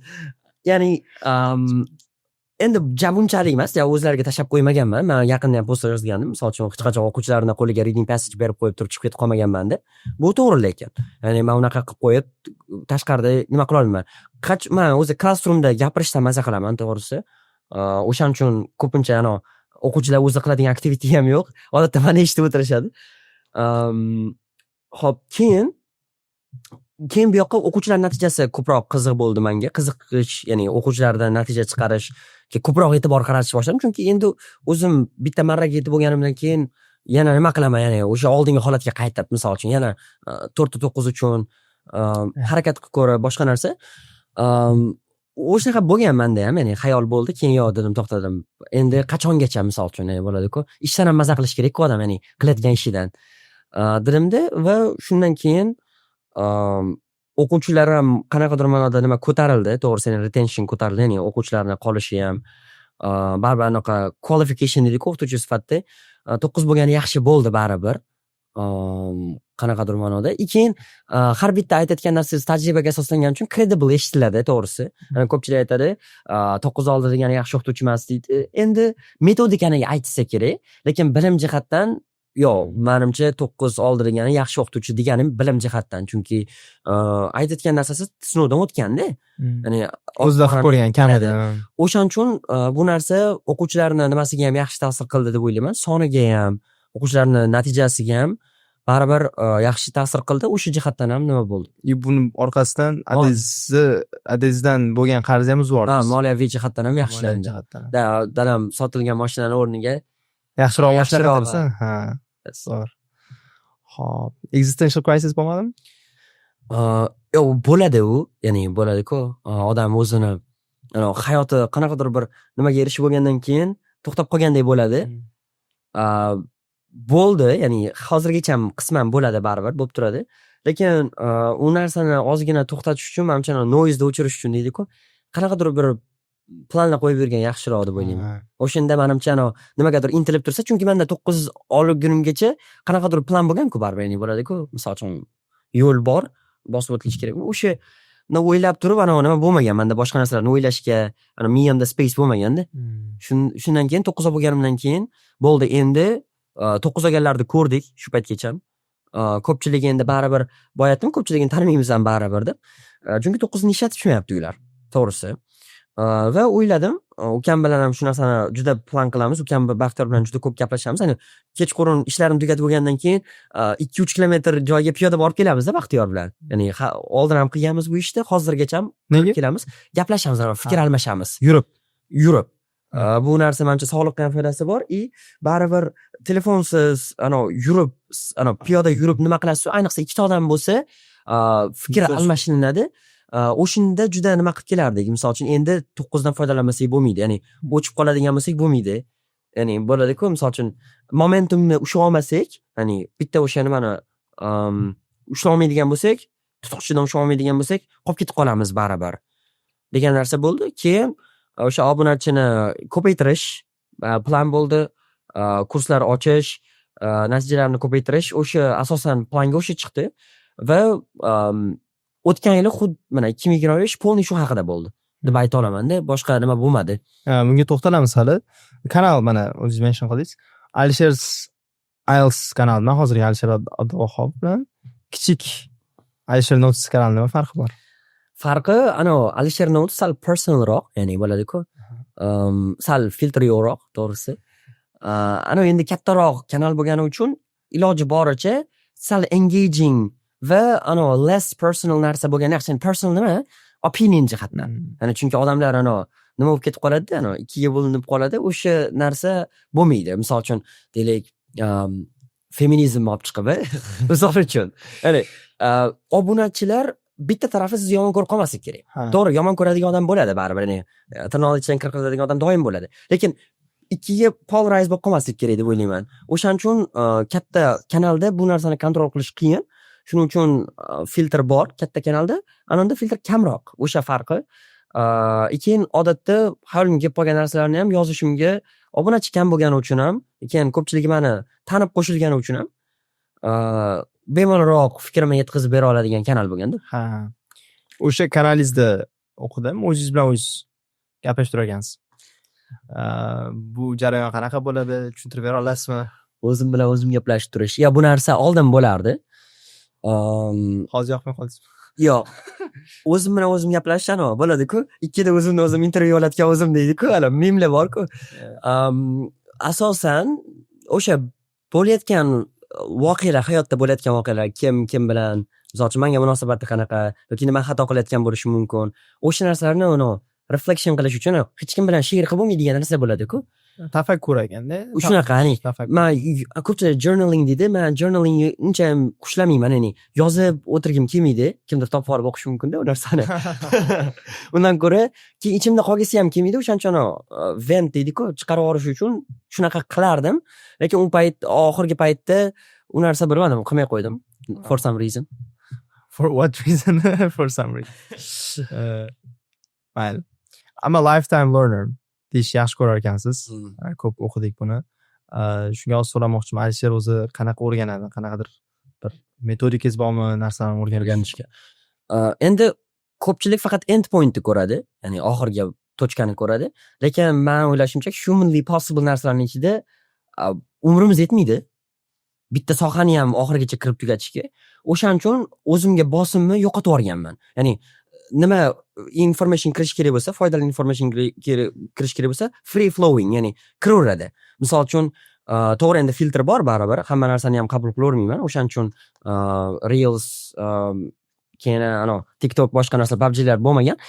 O'shaning uchun o'zimga nima qo'ymayman, qanaqadir bir soat qo'ymayman. Misol uchun, bugun men uncha dars qilishim kerak. Ko'pchilik so'raydi va disappoint bo'lib qoladi. Ko'pchilik men javobimdan keyin bir kunda necha soat dars qilay deydi. Unaqa narsa yo'q. Ya'ni bir kunda nechadir soat dars qilish degan narsa yo'q. Odam yo'q qiladi, yo'q qilmaydi, yo'q xohlaydi, yo'q xohlamaydi. O'shaning uchun men bitta narsani o'rganishga o'tirsam, misol uchun, qanaqadir nima deydi, pomidor texnikasi, boshqa narsalar, unaqa narsa qilmayman. Kartoshka usuli. Kartoshka usuli. Charchadimmi, boshqa narsa qilaman. Ya'ni misol uchun, bilmayman, bu yerda o'tirishimda hozir men misol uchun uncha kitobimni o'qirmayman. Lekin nimadir o'rganishim kerak bo'lsa, limit qo'yilmaydi. O'zim bilmayman. Ya'ni qancha o'rganishim kerak. O'shanda menimcha osonroq o'rgansa kerak odam, ya'ni qanaqadir o'ziga limitlar qo'ymasa. Siz o'rganish o'zi yoqar ekan. O'rganishda o'zi yoqadi. Boshqa narsa bilan o'zimni enjoy qilishim uchun hedonistik yo'lda yurishim kerak edi. O'shanda menimcha maza qilsa bo'ladi, lekin u short termda. O'rganganingizdan keyin o'sha, ya'ni bo'sh vaqtingiz o'rganishdan o'tsa, guilty feeling bo'lmaydi-da. Da. O'zingiz aybdordek qilmaysiz, vaqtingiz bekor ketdi yoki isrof bo'ldi deb. Lekin hedonistik yo'ldan yuradigan bo'lsa, masalan, Instagram ishlatish yoki qanaqadir klublar bo'lishi mumkin, nimadirlar. Aybdorlik hissi bo'ladi-da, baribir. Da. Ertasi kuni shunaqa ertasi yo'q, bu bolalarga bo'ladi-da. Party on Friday, regret on Monday bo'ladi.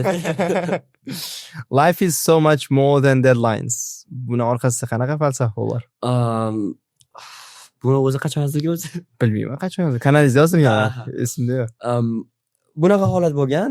Overworking, endi ishlashni yaxshi ko'raman-u, lekin bir holat bo'lgan, bir period bo'lgan, davr bo'lgan, men ko'nglim aynishni boshlagan. Ishdan ko'nglim aynishni boshlagan. Burnout bo'lgan. Chunki existence shunaqa bo'lib qolganda, to'xta, men hozir shunday ishga boraman, yana qaytib kelib turib, onlayn kurslar nima bo'ladi, dars bo'ladi. To'xta, men hayotim o'zi yashayapmanmi o'zi. Lekin bitta narsa ham bo'lgan, baribir uy olayotganim uchun endi ishlamasam ham bo'lmasdi. To'g'risi, ya'ni bo'ladi-ku, baribir katta xarajat qilayotganingizdan keyin balki o'shunga yarasha mehnat ham qilish kerakdir. Sezonlarga bo'lsa bo'ladi, bir ishlaydigan payti bo'ladi odamni, dam oladigan payti bo'ladi. Lekin men shu ishlaydigan paytimda shu ko'nglim aynish boshlagandan keyin, burnout bo'lish boshlagandan keyin men bitta video ko'rib qolgan. Bu o'zi videodan olingan, bu o'zimning shaxsiy fikrim emas, o'sha momentdan kelib chiqqan shaxsiy fikrim emas. Bitta videoda YouTuber 24/7 ishlayotganini ko'rsatib berganda, ismi esimda yo'q. Va o'sha video chiqargan, Life is so much more than deadlines degan. Yaxshi ko'rgan odamlar bilan vaqt sarflashi, itini sayrga olib chiqishi, golf o'ynashi, o'shanda ko'rib qolgan. To'xta, bu odam hozir misol uchun pressuresiz maza qilyapti hayotini. Ya'ni to'g'ri, misol uchun ishlasiz, moliyaviy holatingiz yaxshilanadi, moliyaviy holatingiz yaxshilangandan keyin maza qilish boshlanadi hayotdan, qo'lingiz uzunroq bo'ladi deb aytsa ham bo'ladi. Lekin ba'zida o'sha life is so much more than deadlines nimasi faqatgina hayot o'shandan iborat bo'lib qolmasligi kerak degan ma'noda. Yes. O'shaning uchun odam ishlash kerak bo'lgan paytda ishlab olish kerak. Ya'ni keyin dam olish kerak bo'lgan paytda yaxshi dam olish kerak, keyin yana ishga qaytish kerak. Men buni telefon zaryadkalashga o'xshataman. Telefon zaryadkasi 100% bo'lgan paytda xohlagancha ishlatasiz. Istalgan narsani qilib ko'rsangiz bo'ladi. Lekin 20% dan keyin qizil yonib qoladi-yu. Bilsangiz telefon qotishni ham boshlaydi, sekinroq ishlaydi, qanaqadir qiziydi. Qizib ketadi. Issiq bo'lsa masalan, issiq bo'lmasa ham qizib ketadi. Xuddi odam ham xuddi shunaqada, ya'ni burnout holatiga kelayotganda o'sha qizib ketadi prosessor. Shunaqa. O'chib qolay deydi, lekin odamlarni cho'zib yuraveradi o'shanaqa jarayonni. Men bu haftani oxiridagi shanba, yakshanbalar ham hammasi schedule qo'yilgan-ku. Shaxsan ham noto'g'ri deb o'ylayman-da, ya'ni charchagan paytda dam olish kerak, u kun qo'yib bo'lmaydi-da. Strictly qaysidir kun belgilangan shart emas-da, yoki yakshanbalar bilan yashash kerak emas masalan. Dushanba ham yakshanba bo'lishi mumkin xohlasiz. Shunaqa. O'zim xohlagan insonga aylanib bo'ldim. Endi odam bo'lish qoldi. Vaqtida bu external internalda, ya'ni misol uchun erishish kerak bo'lgan narsa bo'lsa, ya'ni misol uchun kim bo'lmoqchiman, tashqaridagi faktorlarga bog'laydigan odam sifatida bo'ldim, ya'ni o'sha xayolimdagi odamga aylanib bo'ldim.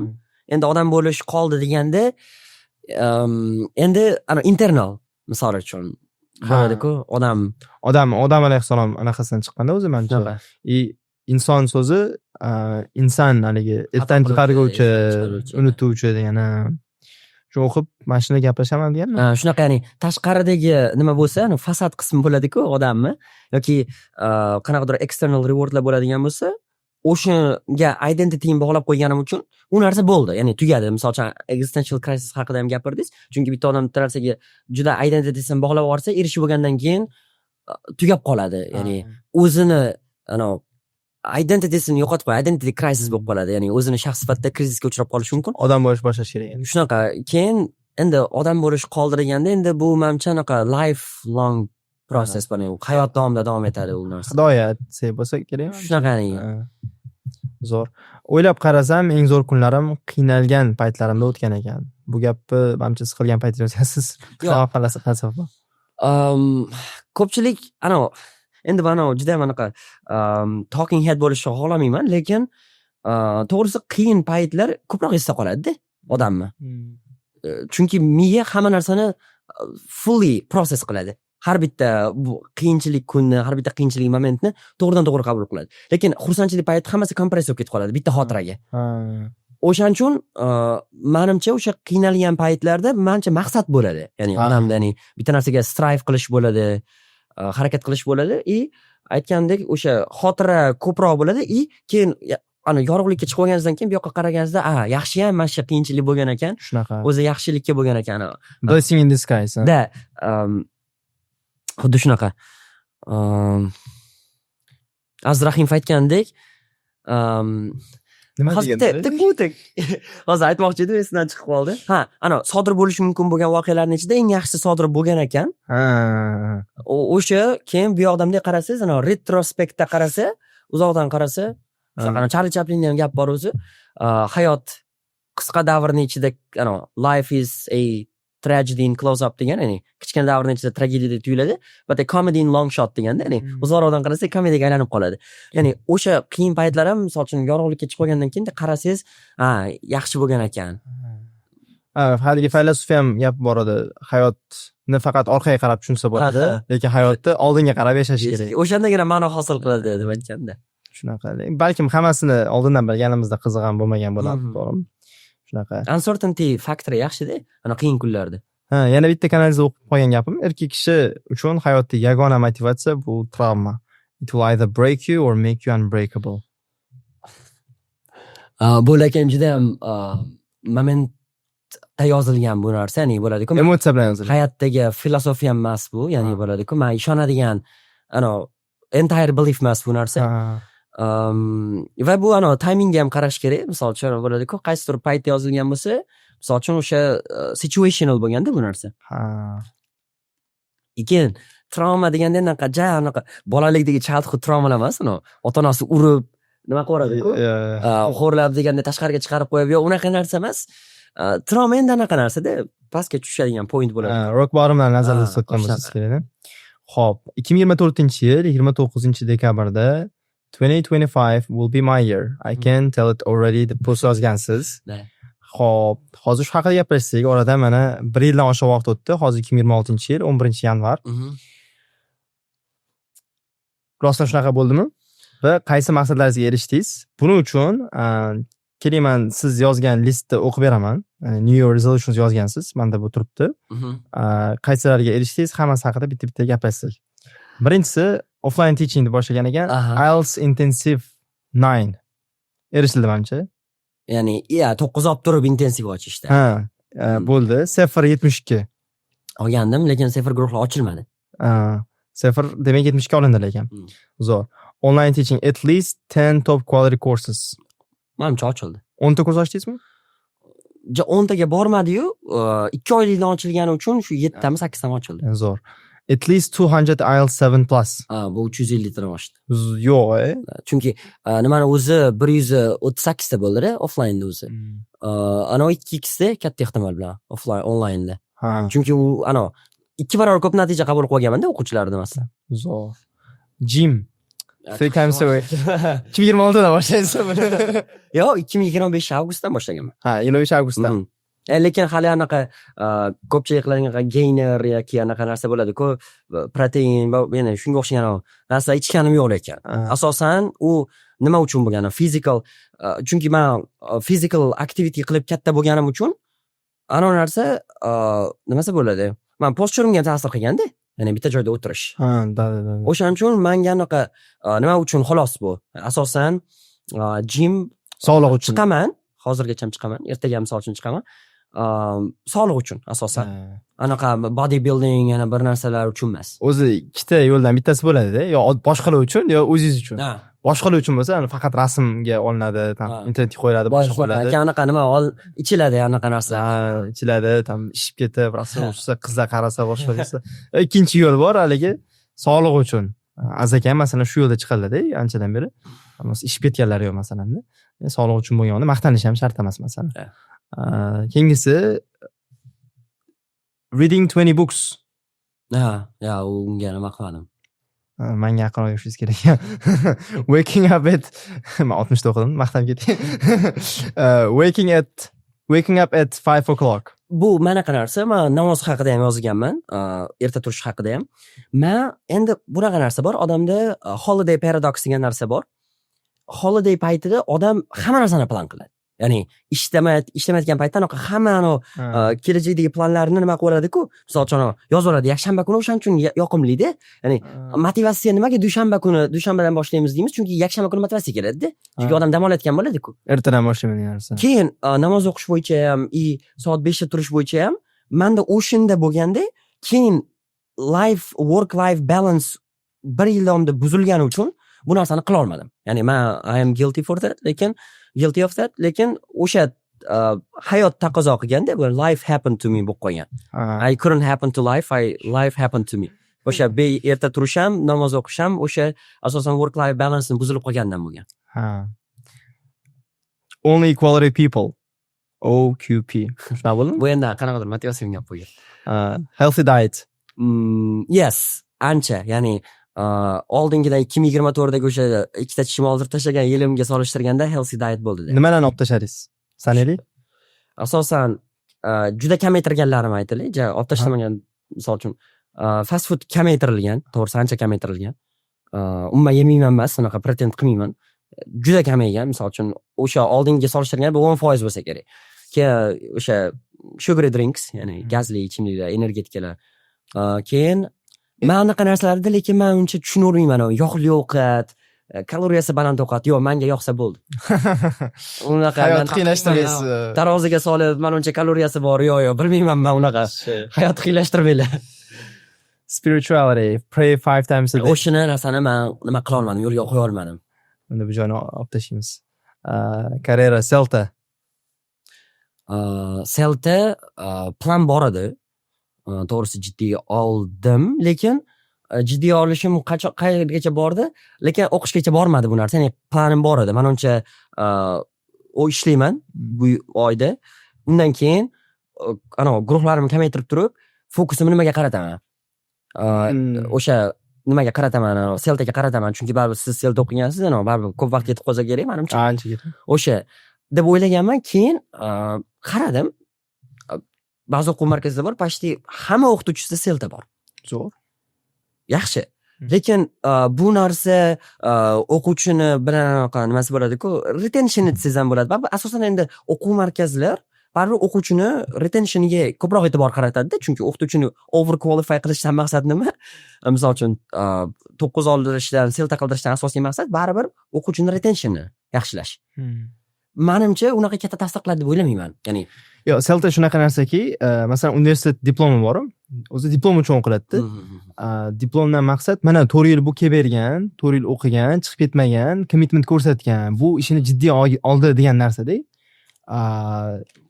O'sha diplomdan keyin ishga joylashadi odamlar. Xuddi shu narsa Celta sertifikatida ham bor. Ya'ni bu o'qituvchi ishini jiddiy oldi, o'shaning uchun $2000 mana kursda o'qidi va vazifalar qiyin bo'lsa ham hammasini bajardi. Celta vazifalar juda ham qiyin. Siz ichidan voz kechishga katta ehtimol majbur bo'lasiz. O'shaning uchun Celta 170 dan ortiq davlatda o'tadi va o'shaning uchun Celtani urovini, haligi darajasi bakalavr diplomdan hisoblanadi. И plus Celtani o'zi haligi bo'ldi o'qituvchi zo'r bo'lib ketdi degani emas. Undan keyin Delta degan kurs bor. U Delta u boshqa masala endi.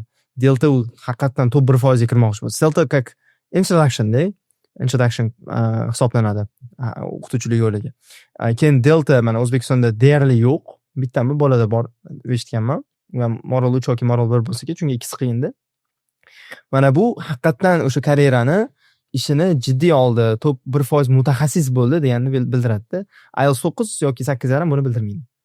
Ingliz tilini jiddiy olganini bildiradi. Lekin u ham o'sha sertifikatdan maqsad shuncha soat sarfladi, mana o'sha darajani oldi, vazifa qilgan, ish qilgan, o'qigan degan narsa-da. Shu. Xo'p, life, house plus car. Ya, olindi. Qanaqa mashina, qanaqa uy? Cobalt olindi, dadam menyapti hozir. Cobalt zo'r mashina. O'zimda nima yo'q hali, license yo'q, driving license. Bu yilga planlardan bittasida bor, agar 2027 ga o'tib ketib qolmasa, osonlashadi ishotdi, mana. Ya, sekin. O'zi o'sha ko'p ishlaganim uchun ham endi trade off, ya'ni opportunity cost deydi-ku, misol uchun bitta narsaga erishasiz, bitta narsadan voz kechish kerak. O'sha ishlash orqali to'g'ri mashina, uy keldi, lekin o'sha driving license ga o'qiy olmadim, misol uchun. Vaqt yetmagan. O'sha prayerga, keyin erta turib boshqa narsalar, o'sha narsalarga to'g'risi baribir costi shu-da. Personalga engagement yozgan ekansiz. Engagement deal. Nimada engagement? I mean, marriage. No, it didn't happen. I mean, she flinched at the very last second. Oh, okay. I mean, that's great. Yani, blessing in disguise deb o'ylayman, baribir. Yani, compatible bo'lish kerak odam, baribir. Misol uchun, arzish kerak. Arzish kerak deb o'ylayman. Sizga arzimaganmi yo siz unga arzimadingiz? To'xta, qaysi birini birinchi aytdingiz? Sizga arzimaganmi yo? Bu menimcha to'g'riroq variant bo'ladi. Ha, u qizdan so'rasam narisini aytsa kerak. Mayli. Yo, kim endi bu narsa mana qarasada bizda jamiyatda social peer nimadir-da, peer pressure. O'sha kuchli-ku. Da. To'g'rimi? Misol uchun, mana u yosh, ya'ni existential crisis boya aytayotgan narsangiz qachon kelib chiqadi? Bitta odamning maqsadi qolmay qolsa. Misol uchun uy, mashina oldi, odatda o'g'il boladan, erkak kishidan, yigit kishidan kutiladigan narsa to'y. Bo'ldi, ya'ni no question bo'ladi. Nima yo'q, boshqa nima yo'q, o'rtada plan yo'q. Keyin uydagilar ham majburlab boshqa narsa qilgan yo'q, ya'ni bo'ladi-ku, expectation bizda hech qachon mana shu ota-onam va bitta menga eng katta qo'shgan hissasi hamma narsadan ko'ra ham bosimga qo'ymagandi. Ya'ni hech narsada bosimga qo'ymagan. To'g'ri, standartlar bo'lgan, lekin anaqa expectationlar sky high bo'lmagan. Ya'ni katta talablar, kutuvlar bo'lmagan. Bu sal yaxshi muhitni yaratib beradi baribir. Keyin endi men hamma personal detaillarga o'tmoqchi emasman, baribir. Va shu narsa keyin men o'zi odam har qanday holatda ham nimadan kelib chiqmagan holatda nimasi bo'ladi?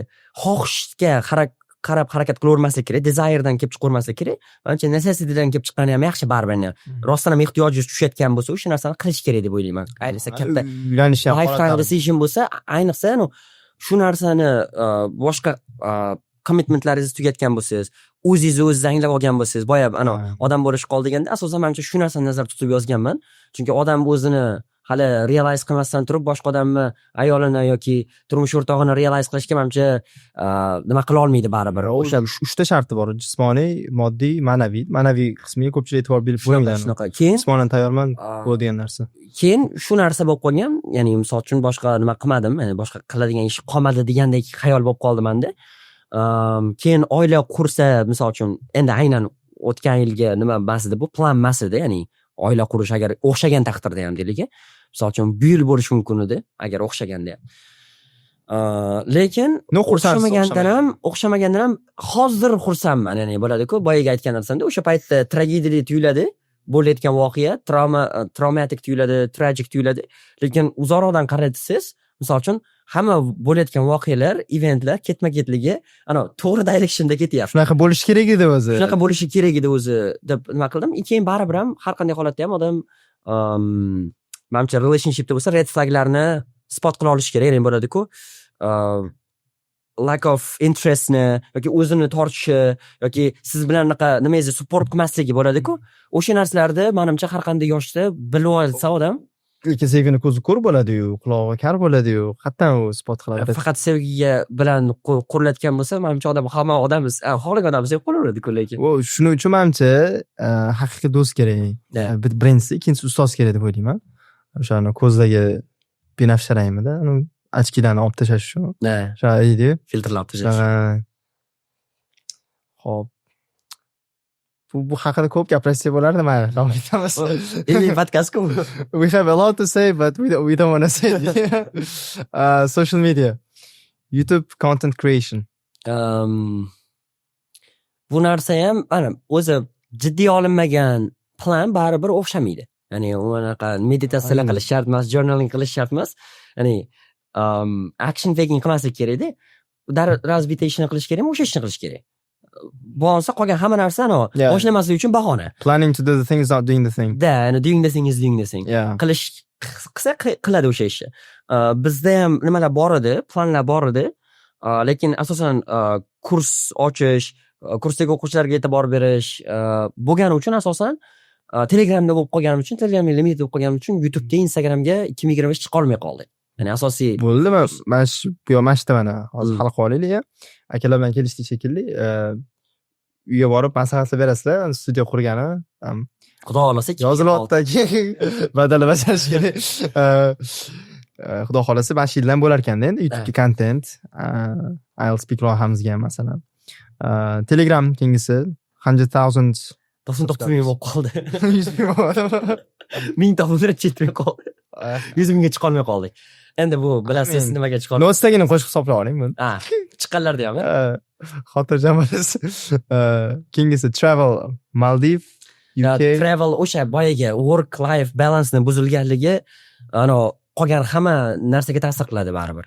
U nima qila olmay qoldim, ya'ni o'sha ko'p asosan ishlash bo'lgani uchun bir kunda o'sha 12-13 soatlab ishlash bo'lib qolgani uchun, o'sha rejimga tushib qolganim uchun boshqa rejalarni sacrifice qilishga to'g'ri kelib qoldi.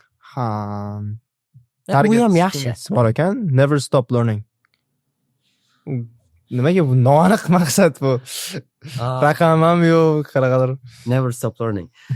Boya aytgan narsamda, ya'ni men o'zimga anaqa nima qo'ymayman, ya'ni qanaqadir bir o'rganishga deadline yoki bir volume qo'ymayman. Chunki o'rganish o'zi sizga yoqadi. Jarayonni o'zi yoqadi. Shart emas sizga deadlinelar, shunaqa. Boshqalar, pomidor texnikalari, bodring texnikalari. O'sha ichidagi motivatsiya yo'q, xohish yo'q odamga endi majburlasa-da external factor bilan bo'ladi-da, lekin internal faktori bor odam ichkaridan kelib turgan bo'lsa, qanaqadir azarta bo'lsa o'qilish mumkin. Olov bilan kelib tursa, shart emas-da. Kimdir kitob o'qi deyish ham shart emas, o'qib oladi yoki IELTS 9 ol deyish ham shart emas masalan. Xo'p, shu tugadi. Demak, 2026-yilga rejalar qanaqa endi? 2026 ga rejalar 2025 da oshmay qolgan ba'zi rejalar bor-ku, misol uchun mana engagement creation. Content creation. Okay. O'sha content creation biz buni ishlayapmiz, xudo xolasa. Boshlab oldik, eng muhimi. Mana shuni ham kollaboratsiya qilib qo'ysa bo'ladimi YouTube'ga? Diyorbek bilan qildik, shunaqa qilib qo'yamiz. Masalan, birinchi stepping stone deydimi, shunaqa bo'lsa. Hozir ham o'sha prosesdamizda. Va endi qanaqadir o'zimizga nimalar qo'ymaymiz, ana bo'ladi-ku, misol uchun 100 mingga chiqish, 200 mingga chiqish, endi iloji boricha o'sha harakatga qilish kerak. Harakatga, kutularni harakatga qilish kerak, natijaga emas. Chunki qila oladigan ish bizning qo'limizda. Davayte 20 ta, men masalan 21 ta podkast qilishni niyat qildim mana 2021 da qolib ketmanman. 2026-yilda, 2026-yilda life after covid deydi, ishtaga. 2023 dan keyin tug'ilgan bola hamma narsani o'tkazib yubordi-da, ish qilib boradi shu. They missed a lot, yana nimalar bor? Seltani ham qilasizmi shunda bugun? Nasib bo'lsa? Seltani ko'ramiz, lekin priority listda yo'q-da, u narsaning bo'ladi-ku, plan qilib. Sovg'a borasiz, adashmasam, tekanga o'qishingiz mumkin. Shunaqami? Hali ham o'z kuchdami? Shunaqa, hali ham o'z kuchda degan bittamiz. Diyorbek, hali ham o'z kuchdami? So'raymiz. Oxirgi savolim sizga. Bugungi podkastda qaysi savolni kutgandingiz-ku, lekin men bermadim. Bo'ldi shunaqasi? Ya men kutuvlarim yo'q edi o'zi. Shunday. Baxtli odam ekansiz. Hamma narsa bonus ekanda sizga. Kutuvlari yo'q odam. Kamta 100,000 subscribers ko'raman. Still like waking up at 5 o'clock. Zo'r. Rahmat Alisher. Hozir bo'lgani uchun Xudo xolasa yana qilamiz. Bu menimcha chiqqan podkastlarim ichida eng zo'ri shu bo'ldi deb o'ylayman. Asli bu hozirgachasi eng uzuni, eng menimcha foydalisi, eng ko'p insightlar ham shu yerda bo'ldi. Yoqqan bo'lsa like qoldiringlar, izohda yozib qoldiringlar, yana kimlarni chaqiraylik. Bo'lganda bugungi podkastdan nimalar o'rgandingiz? Boshqalar ham maza qilib insight olish mumkin. Hammaga rahmat. Rahmat kattakon. Yeah.